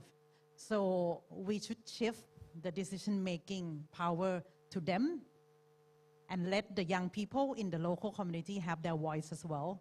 Because if we talk about regenerative, if we talk about sustainability, it means that we need to pass the success to the next generation as well. So there needs to be the one who get involved in the decision-making from the start as well. Yeah. You want to add something? I do actually, because it's an interesting thing, right? Because this is Malaysia, and I was thinking of it as Justin was talking. The fish always smells from the head. So it is leadership at the end of the day. But that leadership doesn't have to be the politicians or the CEOs of the businesses. It could be the youth, our children, who are going to be inheriting this, who really put the pressure on you. There is a Greta Thunberg in every company these days, and you cannot shut them up. So it could be the fish smelling from the head, but also the tail really putting pressure. No, absolutely. I think it makes perfect connection with what I was saying. So I think communities need to be empowered. I think it's time for the community to jump in and not only be the victim of the development. Absolutely agree. So there, how can we speed up the capacity building of local communities to do it? How can it's the role of universities, is the role of the communities itself, is the role of developing the agencies. How do you see that happening? I'm gonna tell you what I'm gonna do. Okay, so now I have successful prototypes of tourism based in natural areas and tourism based in geoparks. We have UNESCO geoparks, we have national geoparks, which is interesting because it's like really hard sell, right? Geology is so cerebral. And what I'm going to do this year and next year is basically do cross visits. In my experience, tourism, local people learn best from other local people, right? People just like them. People, you know, there's always this sense of we're not good enough, we don't have enough experience and all that. But you see another community doing it just as well, right? That confidence builder is so powerful. And so what we're going to do is to stimulate people who have similar landscapes and organize trips where they can learn from each other. And then hopefully we can convene more of those types of meetings. So for that, we need resources, we need people to work with us. We're happy to work with anyone, actually. So please do talk to me if you have an idea. I think this is fascinating. How do we do this? We do it like this. We're covering completely different perspectives. I spend bulk of my time advising governments and ministries. These are people who are on the ground, putting unrelated, tangential people together, because at the end of the day, going to your word, Sergio, it's an ecosystem. And my biggest takeaway here is, look, leadership is not forged when everything is going good. Leadership is forged in crisis. And if we want any of these things that we're talking about to work, we need leaders from the corporate sector, from the public sector, from the local communities to be thrown into chaos. Think about the military, right? You don't learn how to win a war or fight a war in the classroom. You're out on the field. It's the same. There are big corporates. Take Unilever, take Coca-Cola. They send people on the ground in the most complex frontier developing markets to spend time in the villages where your people are the real consumers before actually they're coming back to the corporate world. So we need the leaders across all of these disconnected fragments within tourism to spend time on the ground. A bit like the military training. Thank you. When I had something? Just a little bit more. I think the easiest way is to listen to each other. Like, to really listen and just have a deep dialogue with each other. And of course, for every stakeholders to have their voice be heard, it means that networking is very important. For example, like I meet with the my business people, then we get together from the network, and then we can talk louder to the government, right? And if the local community wants their voice to be heard, of course, they need to be strong together and, form the network. And then you can, talk with business, talk with the policymaker, just it's from the deep down, if you are really passionate about what you are trying to push and, they speak out, and then it means that if someone wants to speak out, others need to really listen to it, and then listen, and then to try to understand. And then it goes back to, if you really understand each other, then you become friends, you trust each other, and you can make, impactful goal happen. Thank you very much. The MC is showing me that we're about to end.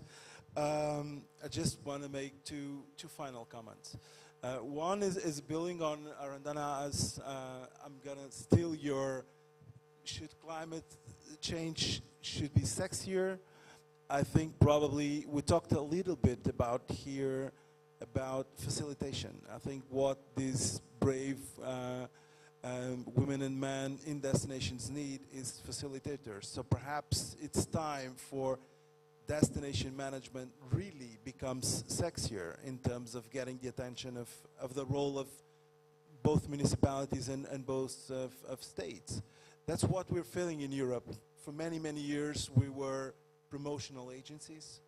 Now, more than ever, we are destination management companies. So our role is to provide management across and facilitating the ones that are on the field trying to make their best. So I'm stealing all yours. that point. And finally, a personal note.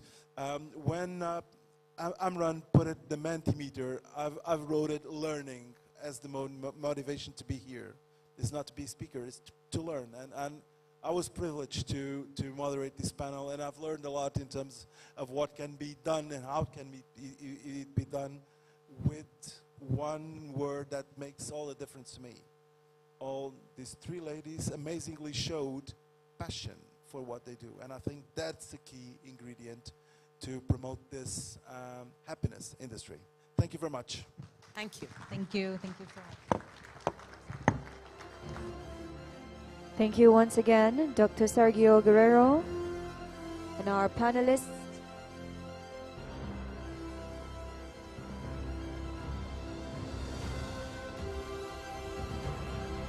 All right, let's take a photo to capture this momentous occasion. Thank you to our moderator and panelists for the first session.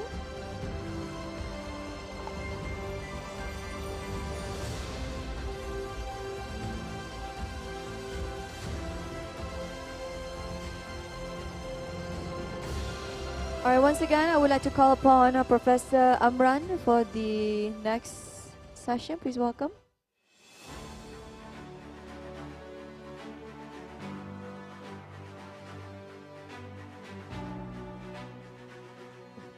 To all panelists, we only have time for one keynote before we have lunch, and we will continue after lunch with the panelists. But before we go, 2 questions on the Mentimeter.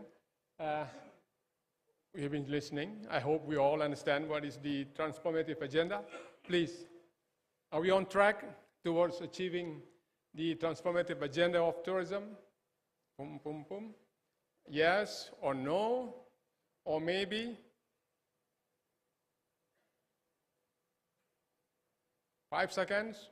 1, 2, 3, 4, 5. Oh. Yes. Slim margin over maybe. Thank you. Next one. What do we need to achieve? What do we need to do to achieve the transformative agenda? What do we need to do, to achieve this agenda?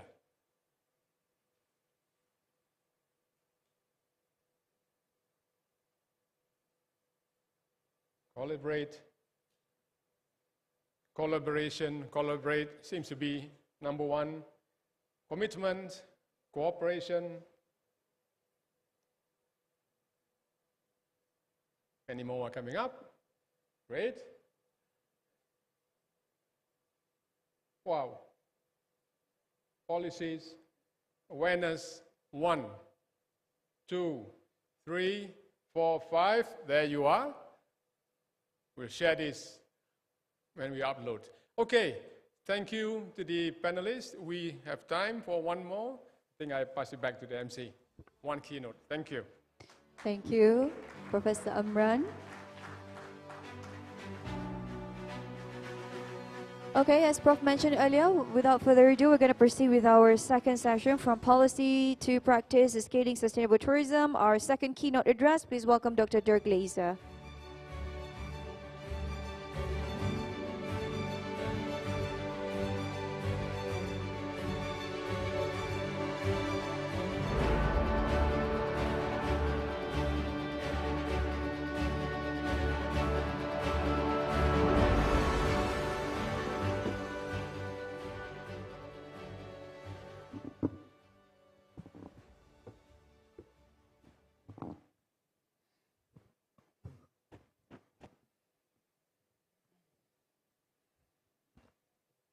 So thank you very much. And for those who are still warm in the room, I try to make it even warmer for you. The title of this session suggests that we are explaining here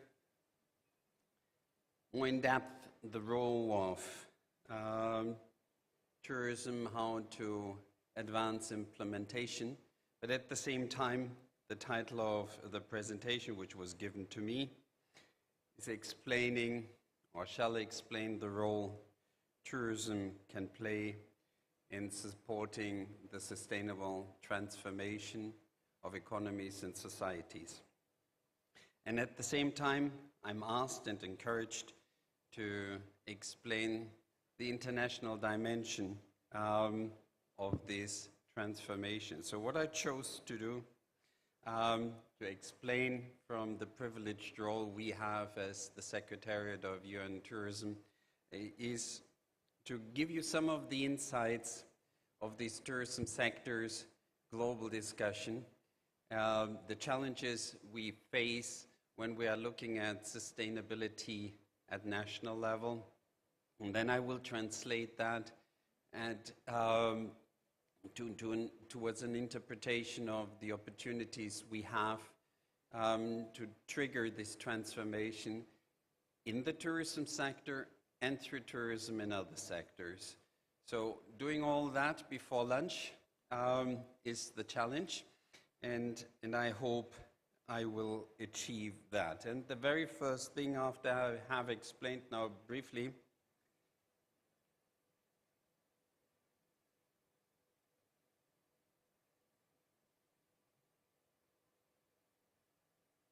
am I able to change the slide?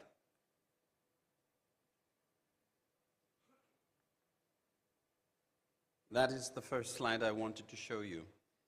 And I do that with intention because here I wanted to set the framework, the dynamics of the tourism sector, and expand a bit on what we heard before on the dimensions of the tourism sector.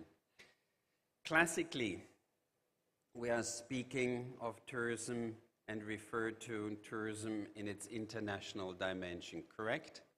We are speaking about the tourism sector, quoting that we have achieved 1.4 billion international tourist arrivals, and we are forecasting by the year 2030 1.8 billion. Very likely it will be 2 billion international tourist arrivals. And with that, we stop. But let me point out very clearly here that that is wrong. The international dimension of tourism is one very limited perspective of tourism, and originated very much that we had a Western perspective on tourism. The international dimension of tourism is only reflecting a small portion of the tourism we're seeing here today. And if we are talking about the responsibility of the tourism sector, we have to have a good understanding what the tourism sector means in environmental and social consequences today. And we have to estimate what it means in the year 2030 and ahead. And when we did our climate study 4 years ago, we looked into the additional dimensions of tourism. We looked especially at the very often neglected domestic dimension of tourism, with two very important markets, China and India. And when we look into these markets, we will see that the domestic tourism in those markets has the dimensions of international tourism in the markets such as Europe. So seeing these dimensions, in addition to what we classically speak about as the international dimension, we only get a first feeling for what tourism means in our nowadays societies.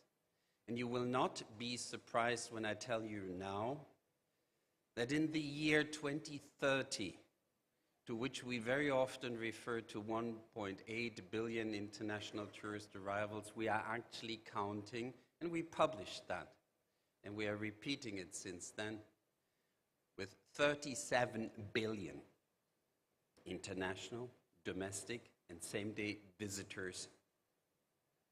This dimension means that we have 4 to 5 trips per person on this planet. And that is the reality we see in our cities, the beaches, airports, train stations. And I wanted to bring you this message because it's a well-researched dimension of tourism for the year 2030, and it will be a dimension which is growing. It is a dimension which is basically fueled by the growing middle class and the participation of a larger proportion of the world in this middle class. Middle class meaning people who have the income to participate in this discretionary activity which we call tourism. That means in terms that what we are describing today, and we heard it here and yesterday, as an economic activity, tourism, which was a product basically we were selling in the past, then that is becoming a reality. Mobility becomes a reality. To what extent we will speak in 30 to 50 years, and later on we will hear Ian Yeoman, of tourism is up to us. But our lifestyles will change.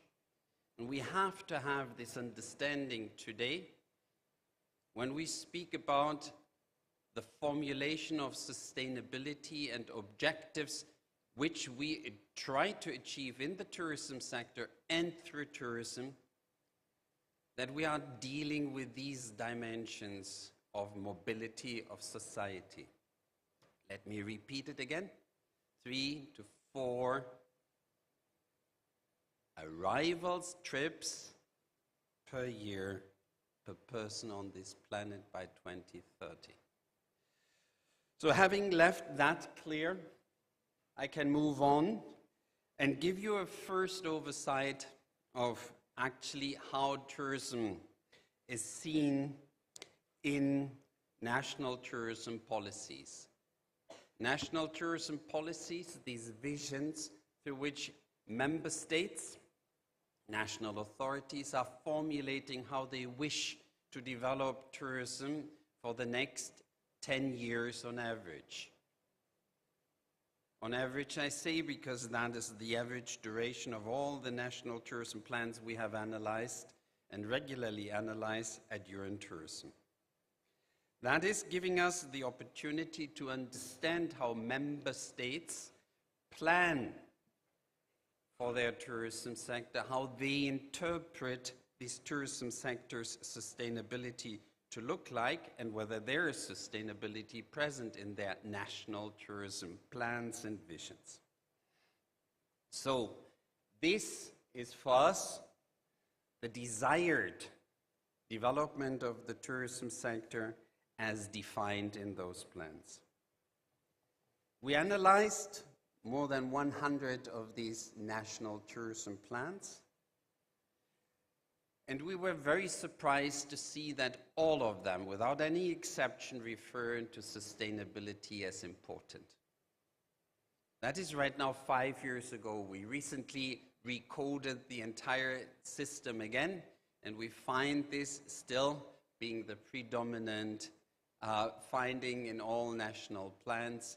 We did that for analyzing deeper the connectivity, the connection between national plans, tourism, and biodiversity. 100% of all these plans refer to sustainability as an objective. And with that, we could finish the discussion of, is sustainability important? But what is also very important is to understand that this sustainability is not equally referred to in those national tourism plans. And you see in this chart here how we coded the presence of the different sub-concepts of sustainability in those plans. What is interesting to see here, that we distinguish between impact areas, that means where these plans we're speaking about, sustainability should be especially focused on, and then to see how that is shifting, how some of these plans are seeing especially greenhouse gases being positioned and linked to tourism, while the majority of plans is referring in detail to land use and biodiversity. The other interesting finding in this slide, demonstrated with the red columns, shows how many instruments are available actually to implement what we considered at the beginning important. So these instruments are giving here already an indication that not everything which is highlighted as important is at the same time supported by an instrument to execute this desired development. And as instruments, we are seeing here voluntary, financial, or legislative instruments. So in that sense, you find here already a discrepancy, which becomes even more obvious when we are looking at that chart. Let me explain it.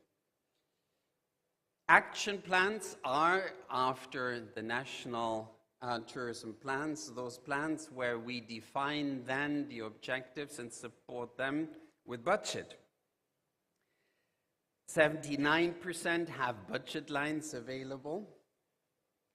And then when it comes to the next level, when you have budget lines, and Sergio mentioned that before in the case of Portugal, what you need then is to collect information on your baseline, and you have to start monitoring, and we found that only 56% of these national tourism plans refer to monitoring the environmental dimension of tourism.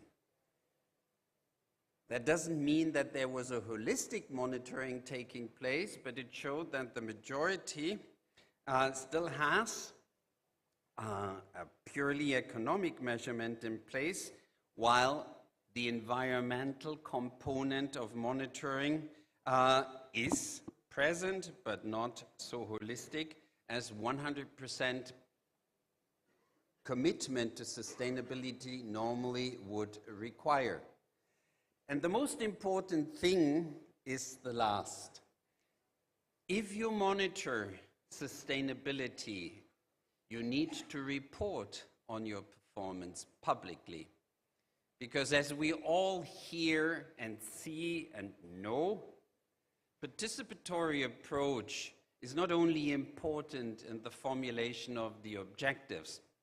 Participatory approach, a desired development, not only for tourism, requires that we are sharing also with these same stakeholders the results of our performance. And if we only find that 1 out of 10 of these administrations is sharing with the stakeholders the findings of their performance, then we have a difficulty. How can we create an inclusive development if we don't inform our stakeholders of the progress we are making and the challenges we see? So with that, I was just laying out here some of the core elements in our tourism sector to show how we are monitoring progress, how we are formulating objectives, and how the situation was before we were facing COVID. COVID in our sector is very often referred to being a very disruptive situation. And we are looking at that disruptive situation as something which stopped the economic activity and from which we are restarting the sector again. But at the same time, let me please, and that is a very important message, remind you, our sector was not hit by COVID for the first time. Our sector had faced communicable diseases in the past. And the first very impact we had was SARS. And I still remember how our General Assembly discussed back then the impacts of SARS. Many of the present delegations were shocked how such a communicable disease was impacting our sector, which was depending on people-to-people connections. And as from that moment, tourism administrations requested us, the Secretariat, to look more intensively into public health and communicable diseases, which we did. For a long time, not maybe so obvious to the general public, did we follow up on this subject? I personally represented in the emergency committee of WHO the tourism sector during Ebola, Zika, and last during COVID-19. And we discovered also some fundamental elements for our sector which are impacting the relationship with public health. The number one element we discovered back then was that public health and communicable diseases depend on fast and sincere reporting. Because one of the first things we need to do when a communicable disease appears is to try to contain it. This containing requires that we raise the hand and we communicate fast and sincerely under the international health regulation that there's an issue which we don't know of its origin, and that we need to better understand the logics behind it, and while we are doing that, to contain the spread. In the past, our tourism sector was rewarded in this situation very simply by being branded after the communicable disease. So when there was an outbreak, there was the custom to brand the place after where we discovered this communicable disease. That was everything but an incentive for our sector to report fast and sincerely. So that was an achievement we had in 2015, after many years of hard fighting for it, that we achieved that WHO stopped recommended the ending of naming communicable diseases after the places where they were discovered. That was our small contribution at that time to help communicate fast and sincerely, to help contain communicable diseases as from the beginning. And COVID-19 was the first new communicable disease which was not named after the place of origin. And you know that there were internationally some attempts to brand it after the place of its origin.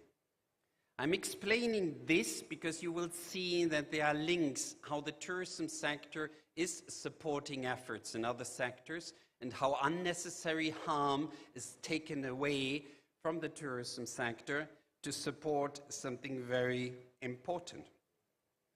But I want to also explain you another logic which goes beyond what I just explained to you, supporting the spread of communicable diseases. I want to turn your attention to the origins of this pandemic, which is very important for me, so that you understand we are not just speaking about a communicable disease here.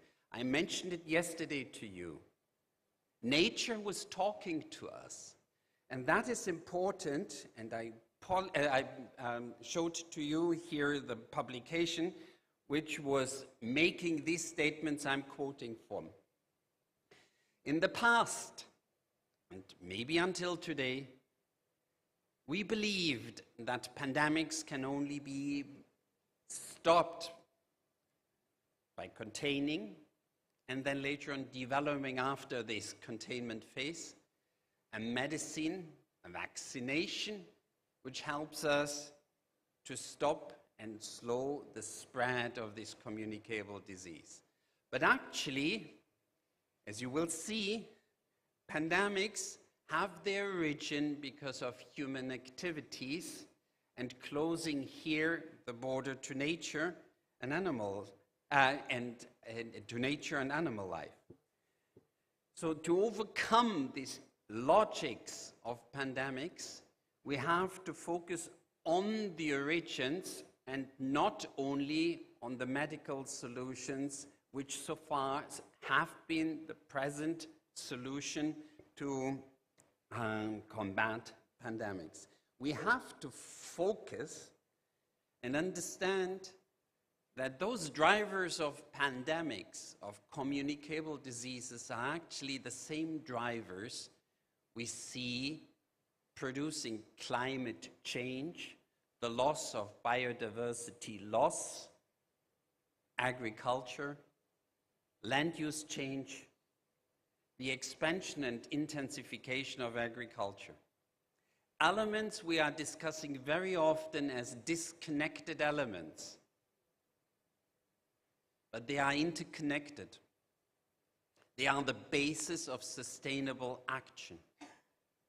And that is why I said nature was talking to us through this pandemic. And it's not a medical solution only which will help us to prevent the next pandemic. It is a more sustainable action, and we in the tourism sector are one of the biggest beneficiaries of this sustainable action, not only in our sector, but it is the argument of stimulating a sustainable transformation through our sector in societies.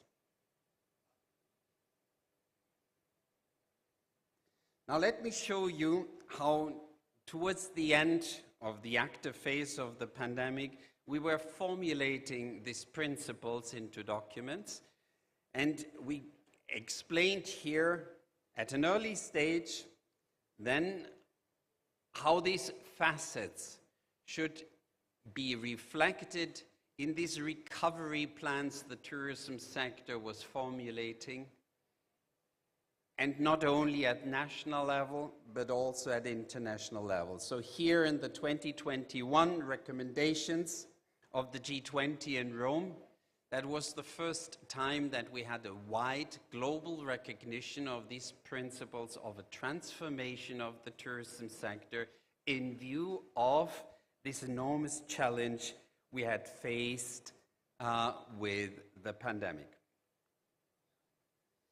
With that, I want to basically produce the argument that the tourism sector is aware, that the tourism sector has the potential, that the tourism sector, not only in its own interest, needs to transform, but that the tourism sector has actually the ability, by being catalytic, by being the sector of human-to-human interaction, to stimulate in societies a significantly larger change.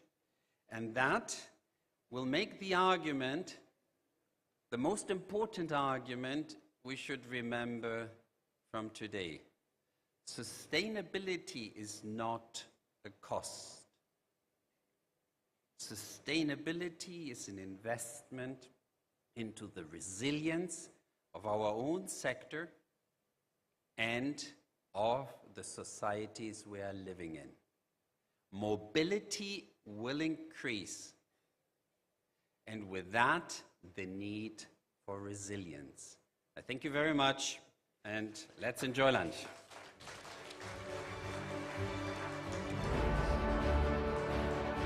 All right, thank you, Dr. Dirk Glazer, for opening our second session just now, from policy to practice scaling sustainable tourism. All right, with that, ladies and gentlemen, we're going to proceed with our lunch break, and kindly return back to the hall at 2:30 p.m. And I would like to invite our guest of honor to kindly take your lunch at the Toast Cant, level 13 here. And for the rest of the participants, your lunch will be served at Element Mall, level 10. So I'll see you guys back again here at 2:30 p.m. Thank you.